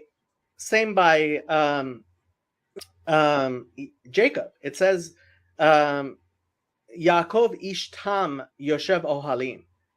Jacob was a naive or simple man living in tents. Mhm. What does he end up doing? He has to go all over the place, travel, deal with Lavan, deal with Esav, right? And because by his nature, he was a simple person. He was a straightforward person. And he's constantly being tested by the things of deception, right? And so God tests us, and the word test in Hebrew is related to the word flag, which means to raise up, right? Because a burden that's in front of you, right? If not a burden, a barrier, right? You can climb over the barrier, and that allows you to, in fact, rise up higher than if there was no barrier in front of you, right? And so Jacob gets tested by the things which are least like him, which are deception, right? And this need to be as truthful as he can with his father, right? While at the same time, and that's why it says Hakol Kol Yaakov, the voice was the voice of Jacob, V'hayadayim Yedei Esav, and the hands were the hands of Esav, right? This spiritually he was speaking truth. But in the material world, it was in fact manifesting itself in deception, right? And this is what Jacob wrestles with, right? And so when he at Beit El, right, the house of God, he sees the angels going up and coming down, right? And there's a reason why it's going up first and coming down, right? These are not angels coming down and going up. They are angels going up and coming down, right? The angels start from below, and this angel is the angel of Esav, of his brother, who is actually a horrible person. I mean, it says Vayavoz habechora. He spurned his his birthright, right? He didn't actually care about it, and Jacob had to in fact hold on to his brother's heel, right? And he had to take the birthright, and ultimately that birthright with which Jacob takes blesses Esav too, right? And so the struggle of Jacob with Esav is that he has that hero's journey. He has to go down. He has to wrestle with the materiality, with the world, and through that, even through somebody like Esau, who spurns the birthright and doesn't live right, and he's a hunter. He's right. So the patriarchs are all shepherds, and with no exceptions, all the hunters in the Bible are bad people. That's interesting. Yeah. Nimrod. They're all, yeah, the hunters. So what is a hunter? A hunter is not somebody who like plants and grows and makes things happen. He's somebody who goes out and finds what is already there and just grabs for himself. Sets right? a snare. Yeah. Yeah, sets a yeah. snare. Is it like exploitation? Someone who exploits something? As opposed to somebody who plants. Right. Mm-hmm. Right. Yeah. And so when Jacob is able to see God, right? He's able to wrestle with Satan, with the archangel of Esav. He's able to fight with Esav, and through that kiss, right? Through that kiss, he's able to bring the light out of the darkness. That's Jacob actually doing what he's supposed to do, which is Hakol Kol Yaakov Yadayim Yedei Esav. The voice, the spirit, right, is the spirit of Jacob, of the heel of the servant, right?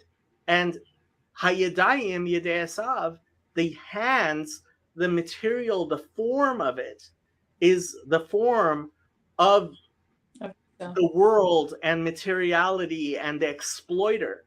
And he brings God into the world that way. Yeah. Wow. Oh, yeah. Wow, Jacob. I am definitely re-listening to it's not for me. I mean, this is that's extremely interesting.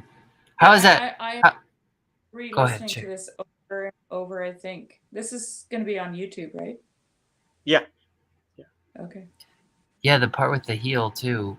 It kind of reminds me of Genesis, going all the way back to the serpent. He shall bruise your heel, and him wrestling with the angel, and that Satan. inversion, right? So Yaakov doesn't mean deceiver. It means the one who turns over, the one who inverts, right? Mhm. That's so Zephaniah 3:9, right? I will hapoch. Hapoch actually means to turn over, right? Hafuch, it means overturned. And Jonah, Okay. when he goes to Nineveh, he Yeah. says, this city will be turned over, right? So Yeah. yeah, that turning over, that inversion is Uh-huh. in fact what Yep. we are doing. So Yeah. like Yeah. you were talking about like forgiving his brother, and to a sense there's a forgiving of his brother, but there's also a subversion of his brother. There is a wrestling with his brother and making his brother do things that his brother doesn't want to do, Yeah, right? this is And really good. yeah. Yeah. There's a lot more in there than I was getting at. That's why I need you, Jacob. 'cause Well, you help me. You I break mean, open these stories Jason, for me. I know, Jason, doesn't this kind of remind you of the idea of bridling? That I don't know if I talked to you about that. I can't remember who I Oh, was I talking don't to know. about that. Well, like the um, I do remember you so saying there's this this. concept in anthroposophic thought that you don't destroy Lucifer and so on, but that it's bridled, right? So that, and this is exactly what Jacob's just describing. It's and the idea of bridling, because I work with horses, right? So what you do is you take an untamed thing, you bridle it, and then you use it for your benefit, right? You use it so that it can be a good to you. You don't So destroy it because it's not tamed, right? yeah. You So bridle it and then you use it so that it becomes a net good. right. So one of the things that one of my rabbis said to me like 20 years ago that's really stayed with me is he said, you don't kill your evil inclination. You saddle it like an animal and ride it. That's right. Wow. Yeah. Man, there's a lot Yeah. here. This book of Genesis, man. Yeah. Every time I read this book, it's just like, and It's everything you just definitely one described of my sounds like 24 favorite books of the Bible. it's your what? Your 24? One of the 24 favorite books of the Bible. Okay. Nice. Yeah. The Hebrew Bible only has 24 books in the Jewish counting. That's right. Okay, Because Jacob, this is sorry, guys. I'm a little delayed, so I keep feeling like I interrupt you. But the other night when you were talking to Chezi, you talked about, you said a lot of words in Hebrew, so I don't know exactly what the thing was, and maybe you won't want to talk about it. But you talked about skin touching, remember, and heels on the ground. Can you share that at all, or is that just between you, the two of you? Yes. And that's No, fine if it I is. mean, look, the fact is that despite, so this is part of my whole thing here is, and what I was telling to Chezi was, we live in a time where you can't have separate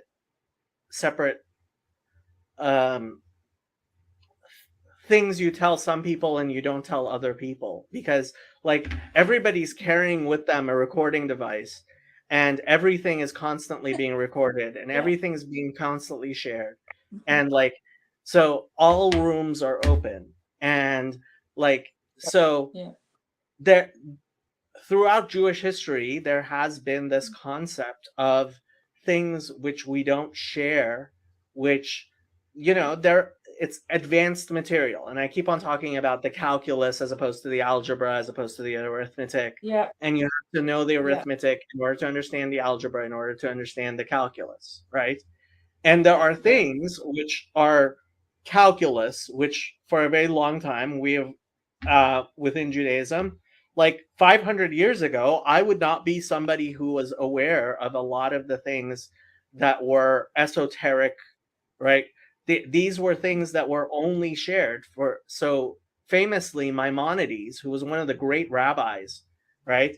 He was never inducted into the esoteric tradition of Judaism, which we know existed 2,000 years ago, right? And he Right. was one of the greatest rabbis of 1,000 years ago, but it wasn't public. And about 500 years ago, Rabbi Isaac Luria made a lot of these things public. And 300 years ago, the Baal Shem Tov, the founder of the Hasidic movement, made a lot of them public. And these things have been revealed more and more, and we are getting to a place in time where, like, the storehouses of knowledge have to be opened up. And so, Wow. I mean, I do some to some extent have to be try to be circumspect in my language and in explaining things which are look, there are plenty of people who will take a lot of these things and misunderstand them because they want to, because they don't understand the foundations of them. So with that whole huge preface, right, on here we talk a lot about the Yeah. Mhm. image of God, right, being human beings, right? Yep. And this is referred to as a partsuf, right? And the partsuf is so we talk about the tree of life, right? The 10 attributes of God, right? From top on down, and they do in fact correspond with uh, uh, the image of a human being. And the partsufim, so there are worlds upon worlds, right? So imagine human beings standing upon human beings, right? Yeah. So Yes. the the toes of some people standing on the heads of others, right? Mm. And that is an infinite chain that goes up. Now, ze leumat ze asa Elohim, God created things one to the other, mirror images.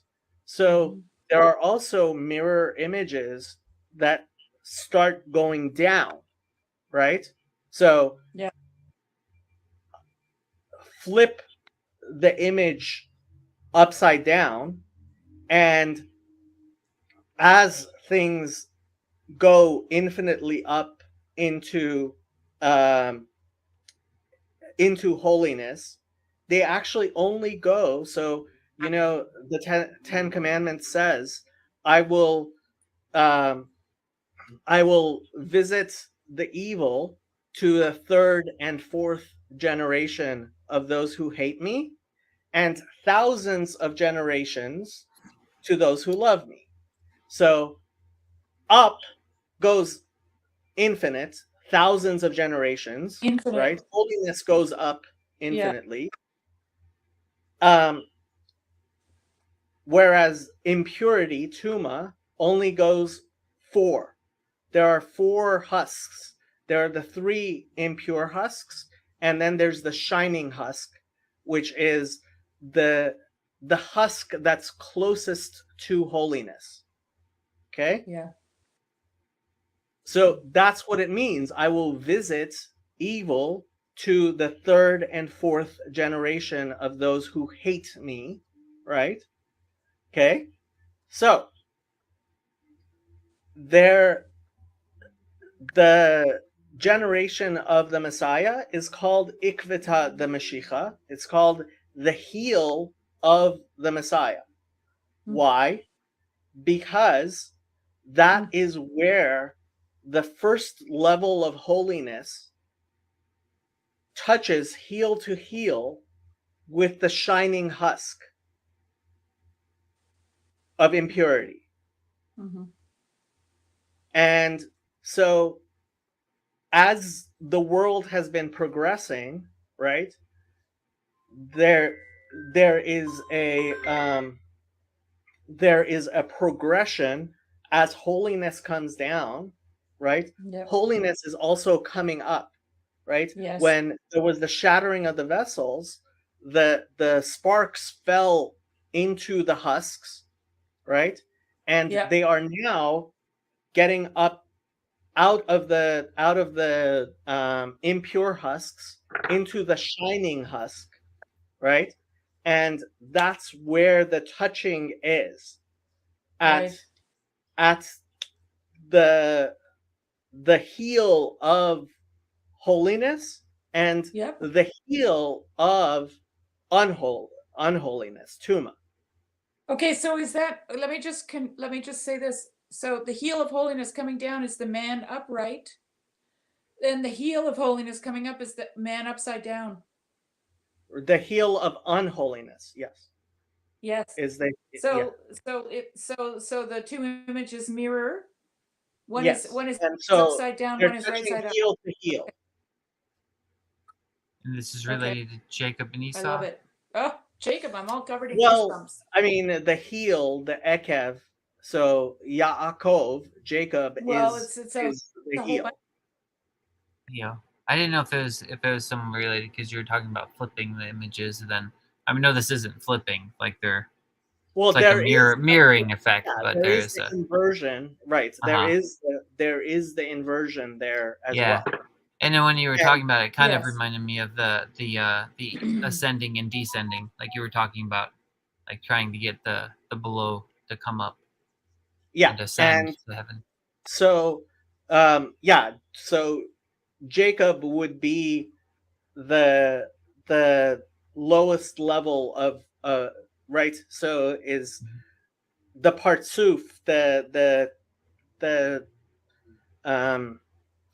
visage in the world of action, and its heel touches the partsuf of which is the image in the shining husk. Mhm. And so yeah,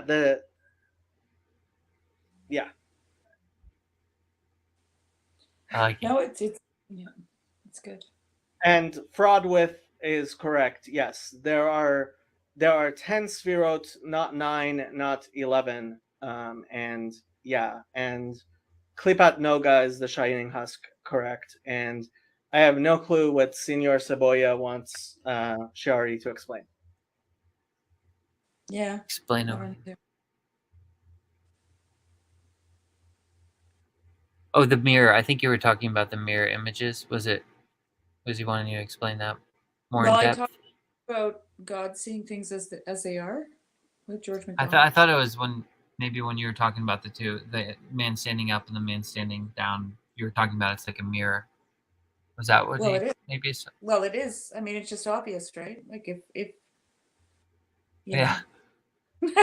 It just is a mirror. Explain that, please. No, just Well, see, Jess's- what pops in my esoteric mind, because I'm all over the esoteric map, is the Hanged Man from Meditations on the Tarot that I'm reading, and Valentin Tomberg talks about the Hanged Man as he's upside down, right? And that is necessarily us, right? Like the impure, that is. I'm not going to get it exactly right because it's been a while and I'm a little brain dead, but it's reminiscent of what you're talking about there, and it makes me want to go back and read it again. So yeah, and then like, I mean, Tomberg was an anthroposoph, and then he became a Catholic. He was an occultist. He became a Christian, and he considers himself a Christian hermeticist. And I think that there's a link between Hermeticism and Judaism because of Moses. And so I find this all very interesting in the sense that, and I'm not saying that it's coming, that Judaism comes from Hermeticism. What I'm saying is that the mystics always meet in almost everything. The mystics meet. They're like a secret club, and they just get along because they all agree with the premises. You know, so it's just really fascinating to me. Well, And when you believe there's one God, there's only one truth, and wherever you plumb to the Yep. same center. That's right. There's only one place to go, right? There's only one place that you can end up, and if you aren't all there, like if you find yourself in a room full of people that you disagree with, that's because you're not digging far deep enough. That's what I would say. Because if you dig further down, you'll end up with agreeing with almost everybody. Yeah, I mean, that you meet down there, way down there. So this is what I meant. I mean, did you watch that little short I made about Esav I have loved? I haven't seen it yet, but I want to. I need to see this. Did I see this? I may have. I don't know. I might I as need well this just link. play it. Oh Just yeah, play it. yeah. Let's do it.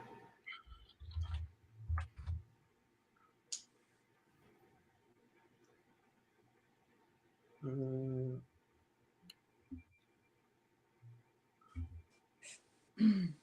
well, let me just make sure I have the sound. Did you hear No that? sound yet. Nope, can't hear it. Now, I think. I'm not speaking very loudly. Here, let's try it. I can't hear it. Can't hear it, Jacob. Okay. Let me try it a different way.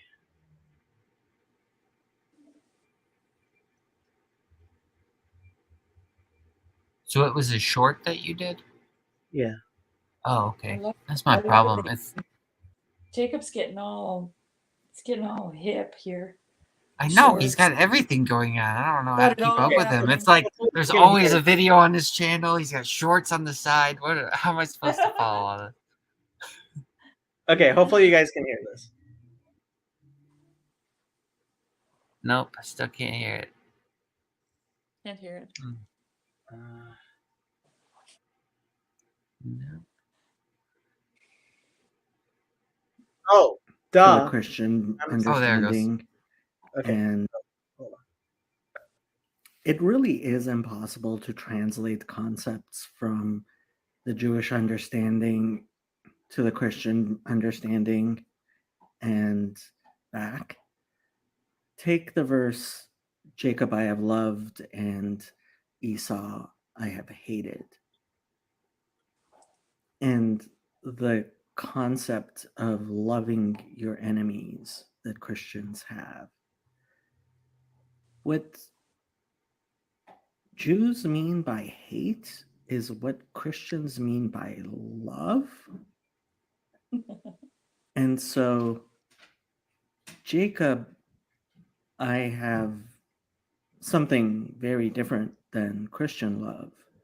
And Esau, I have loved, is the real translation. It really is. So this is Okay. what I was talking. This is what I was talking to Chazi about. So the word hate in Hebrew, sin'ah, is related vaguely to the word to change, right? So Ooh. to hate something, right, from a Jewish understanding, right? It says, "Ohave Hashem sinu ra." Those who love God Yeah. hate evil, right? But Okay. God says, "I created light and darkness, good and evil. I, the Lord, have created all these things," right? Yeah. So any concept of hate in Judaism cannot include a wish that God didn't create it, because that would be idolatry, right? Right. There's one God who created everything. So Yep. hate is, it says, Sur Merav Aseh Tov. turn from evil and do good, right? So when you when you hate something, you turn away from it, you change it, you create a distance or a partition, right? And so love Mhm. is to give to something, to empower something, right? And Yeah. in the Jewish conception. So the hatred, right, that you have to have for evil in Judaism is with an understanding of so Rabbi Akiva says, Kol Rahmana Avid Latav Avid. Everything that God created, he created for the good. That doesn't mean that everything is Yeah. good, but everything has a purpose of good, No. right? And so everything exists for a reason. So those who love God hate evil, right? They turn away from evil, they change evil, they are not made one with evil, right? But that's not a destructive one, right? It's not Yes. a it's That, not it's not, that's you know, it's not an idolatrous hatred. It's a no. monotheistic hatred. What? He's speaking Okay, our so language. this is the thing. This is the thing. This is one of the things that came up in the book of Job, and Jess was able to articulate this so beautifully, was that the language of destruction that God uses when he talks about trampling down the wicked and so on, that the way that God does that is by making Job a mediator in and bringing them into communion with himself, right? So the language is essentially it's transformative. The destruction, and I like to think about it like this, okay? The caterpillar, does the caterpillar die when it becomes a butterfly? No, it doesn't. But It transforms. yes, it does because it's gone, okay? But it's not gone, it's not destructed, it's not annihilated. And this is the thing, like you can't, I personally don't see how you can annihilate anything because everything has such a ripple effect on the universe, on the cosmos, on all of creation that in order to annihilate something, you have to destroy everything else. Okay? So the only thing that God God can do without well the it doesn't even no I don't even want to put it in those terms because God can do whatever he wants, but the way that God destroys things is by transforming them. Right. So the And they are Leviathan never in the end, so the Leviathan yeah. gets slaughtered and its skin becomes the booth uh, in which we have the feast and we eat of the Leviathan's flesh. Yes. That's We interesting. talked, I think Yosef talked about that with Jess and I a little bit. And I can't remember right or not, but is it implied too that that the main covering of the tabernacle is made from Leviathan skin or something like that? Yeah, there's an idea like that. Yeah, that so Yeah. the the animal um that is so there's a midrash that says that the animal whose skin was used in the original tabernacle, right, that it went extinct because that's what its use was. And so the when it talks about Right. God will establish the God will establish the booth of David, which has fallen, right? So that tabernacle is going to be made of the Leviathan skin. And Jess is Yes, having yes. all kinds of Job. So- I just messaged him. I said, hop in here Oh, with Jess us. is here. Yeah, He's tell him here. to hop on Jess here. needs to. You know, it's interesting you mentioned consuming him though, because when you were talking about the caterpillar and being transformed, it's like transformed in this container. And I was talking to my friend Craig a while back, and we didn't explore the topic enough, but Jesus makes this reference to the belly almost being like it almost seems to me to be related of like the fires of hell or something. Whatever enters the body enters the stomach and is purified, is what it says, or thus purifying all foods or something like that. Right. And so it's kind of this it reminds me of hell and like the fires of hell being purifying or something, like a refiner's fire or something like that. I don't know if that's related. You were talking about consuming Leviathan and being Well, I think Jess has it Well- right. He says living within the Leviathan and eating the Leviathan. there he is. Explain this to us. Here he is. I heard Job, and Yes. I was summoned. Well, Well, see, this it was is the just thing what with Jacob was it. talking about. It was that This is what I you're love in the- so much about that idea of the tabernacle being made of the skin of Leviathan is that you literally are like, oh man, there's so many things to say about that, because we are the tabernacle. God dwells within us, and we are covered by the garments of skin. Garments of skin. And the garments of skin are the Leviathan, right? It's that thing that causes you all the pain and suffering, right? And that's my whole. If anybody wants to watch it, there's a Grail Country video called Body Problem. Oh, I like that one. That was a good one. So anyway, I'll stop.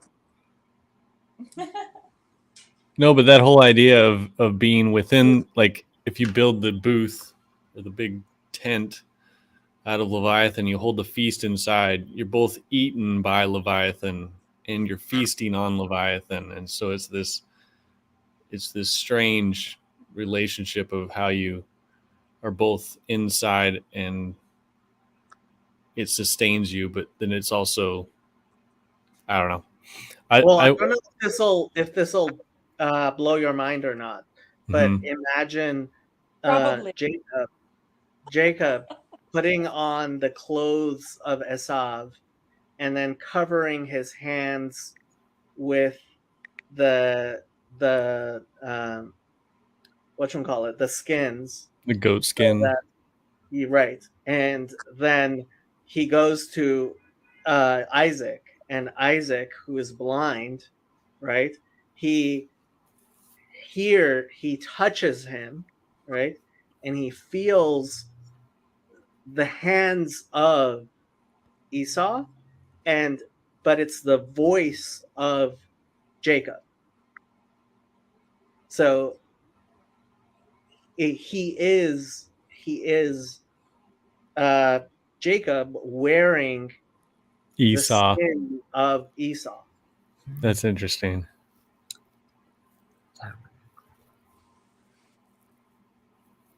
This is super interesting. It just keeps going down and down and down. What's this that Roman said? He's Fluffy Ribbit, right? It makes me think of communion, especially this Jesus Absalom parallels. I haven't heard of good. this. No idea. Okay, I've never heard of that either. Word. Well, the word wearing garments of skin. Yeah.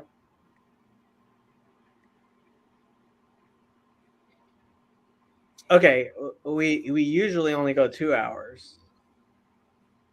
We've gone 2.5 hours, and we But have Jess- Jeff here to say a prayer for us as we leave. And I have a paper I have to write. So- Nerd. I'm just kidding. Just Yes, kidding. okay. Sorry. It's all you, Jess. Thank you, Jake. Wait, what? We end our Bible studies with prayer. Don't you always end Oh your my Bible gosh. studies with prayer? What kind of a heathen are you? I'm a Protestant. No, we God always have we mercy on open my with Bible soul. with open with prayer. We close with prayer. There's a prayer in the middle. Prayer requests. All right, I'll do. Are you serious? You want me to say a prayer? Yes. I'll do what I can remember of this one prayer. All right. Heavenly King, Comforter, and Spirit of Truth, who are everywhere present, who fills all things, treasury of good things, and giver of life, come and abide in us and cleanse us from every stain and save our souls, O good one. Lord have mercy, Lord have mercy, Lord have mercy. Amen. Amen. Wow. I'm guessing that's an Eastern Orthodox. It's a Trisagion. It's the first part of the Trisagion. What's the Trisagion? It's this Prayer. prayer. It's a prayer done by monks. It's kind of like a common prayer. The Our Father is in it, and then also,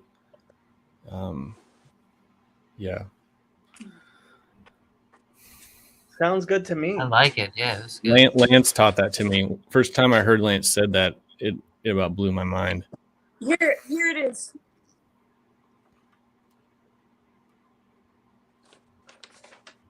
I have it here, Jacob. I'll read it for you.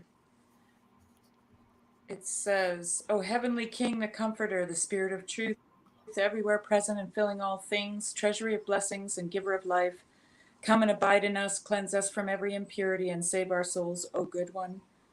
Holy God, holy mighty, holy immortal, have mercy on us." 3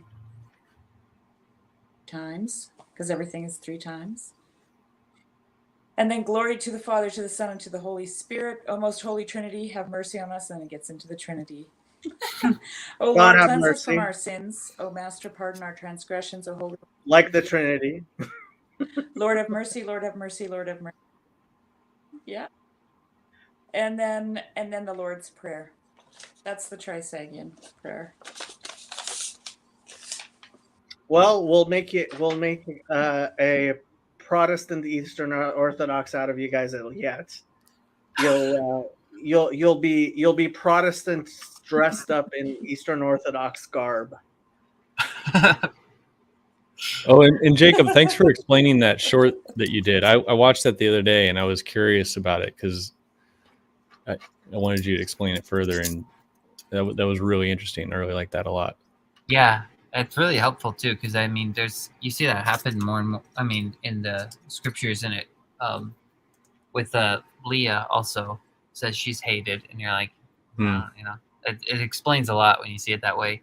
And it made me, while you were talking about it, made me think of Psalm 139, where he says, "I hate them with perfect hatred," or something like that. That's what that's what mine says. I don't know what it says in Hebrew. Oh, I'm yeah. sorry. I don't know. Come on, I'm Jason. sure it's a bad translation. Thank you, Jacob. My pleasure. Thank you, Thanks, guys. Jacob. And Jason, we expect you to learn Hebrew by next session. All right. I'm on it. Don't forget to schedule next week's Bible study. Okay. Yeah, I can do it. Yeah, and I will end the podcast. All right. Yeah. Thanks again.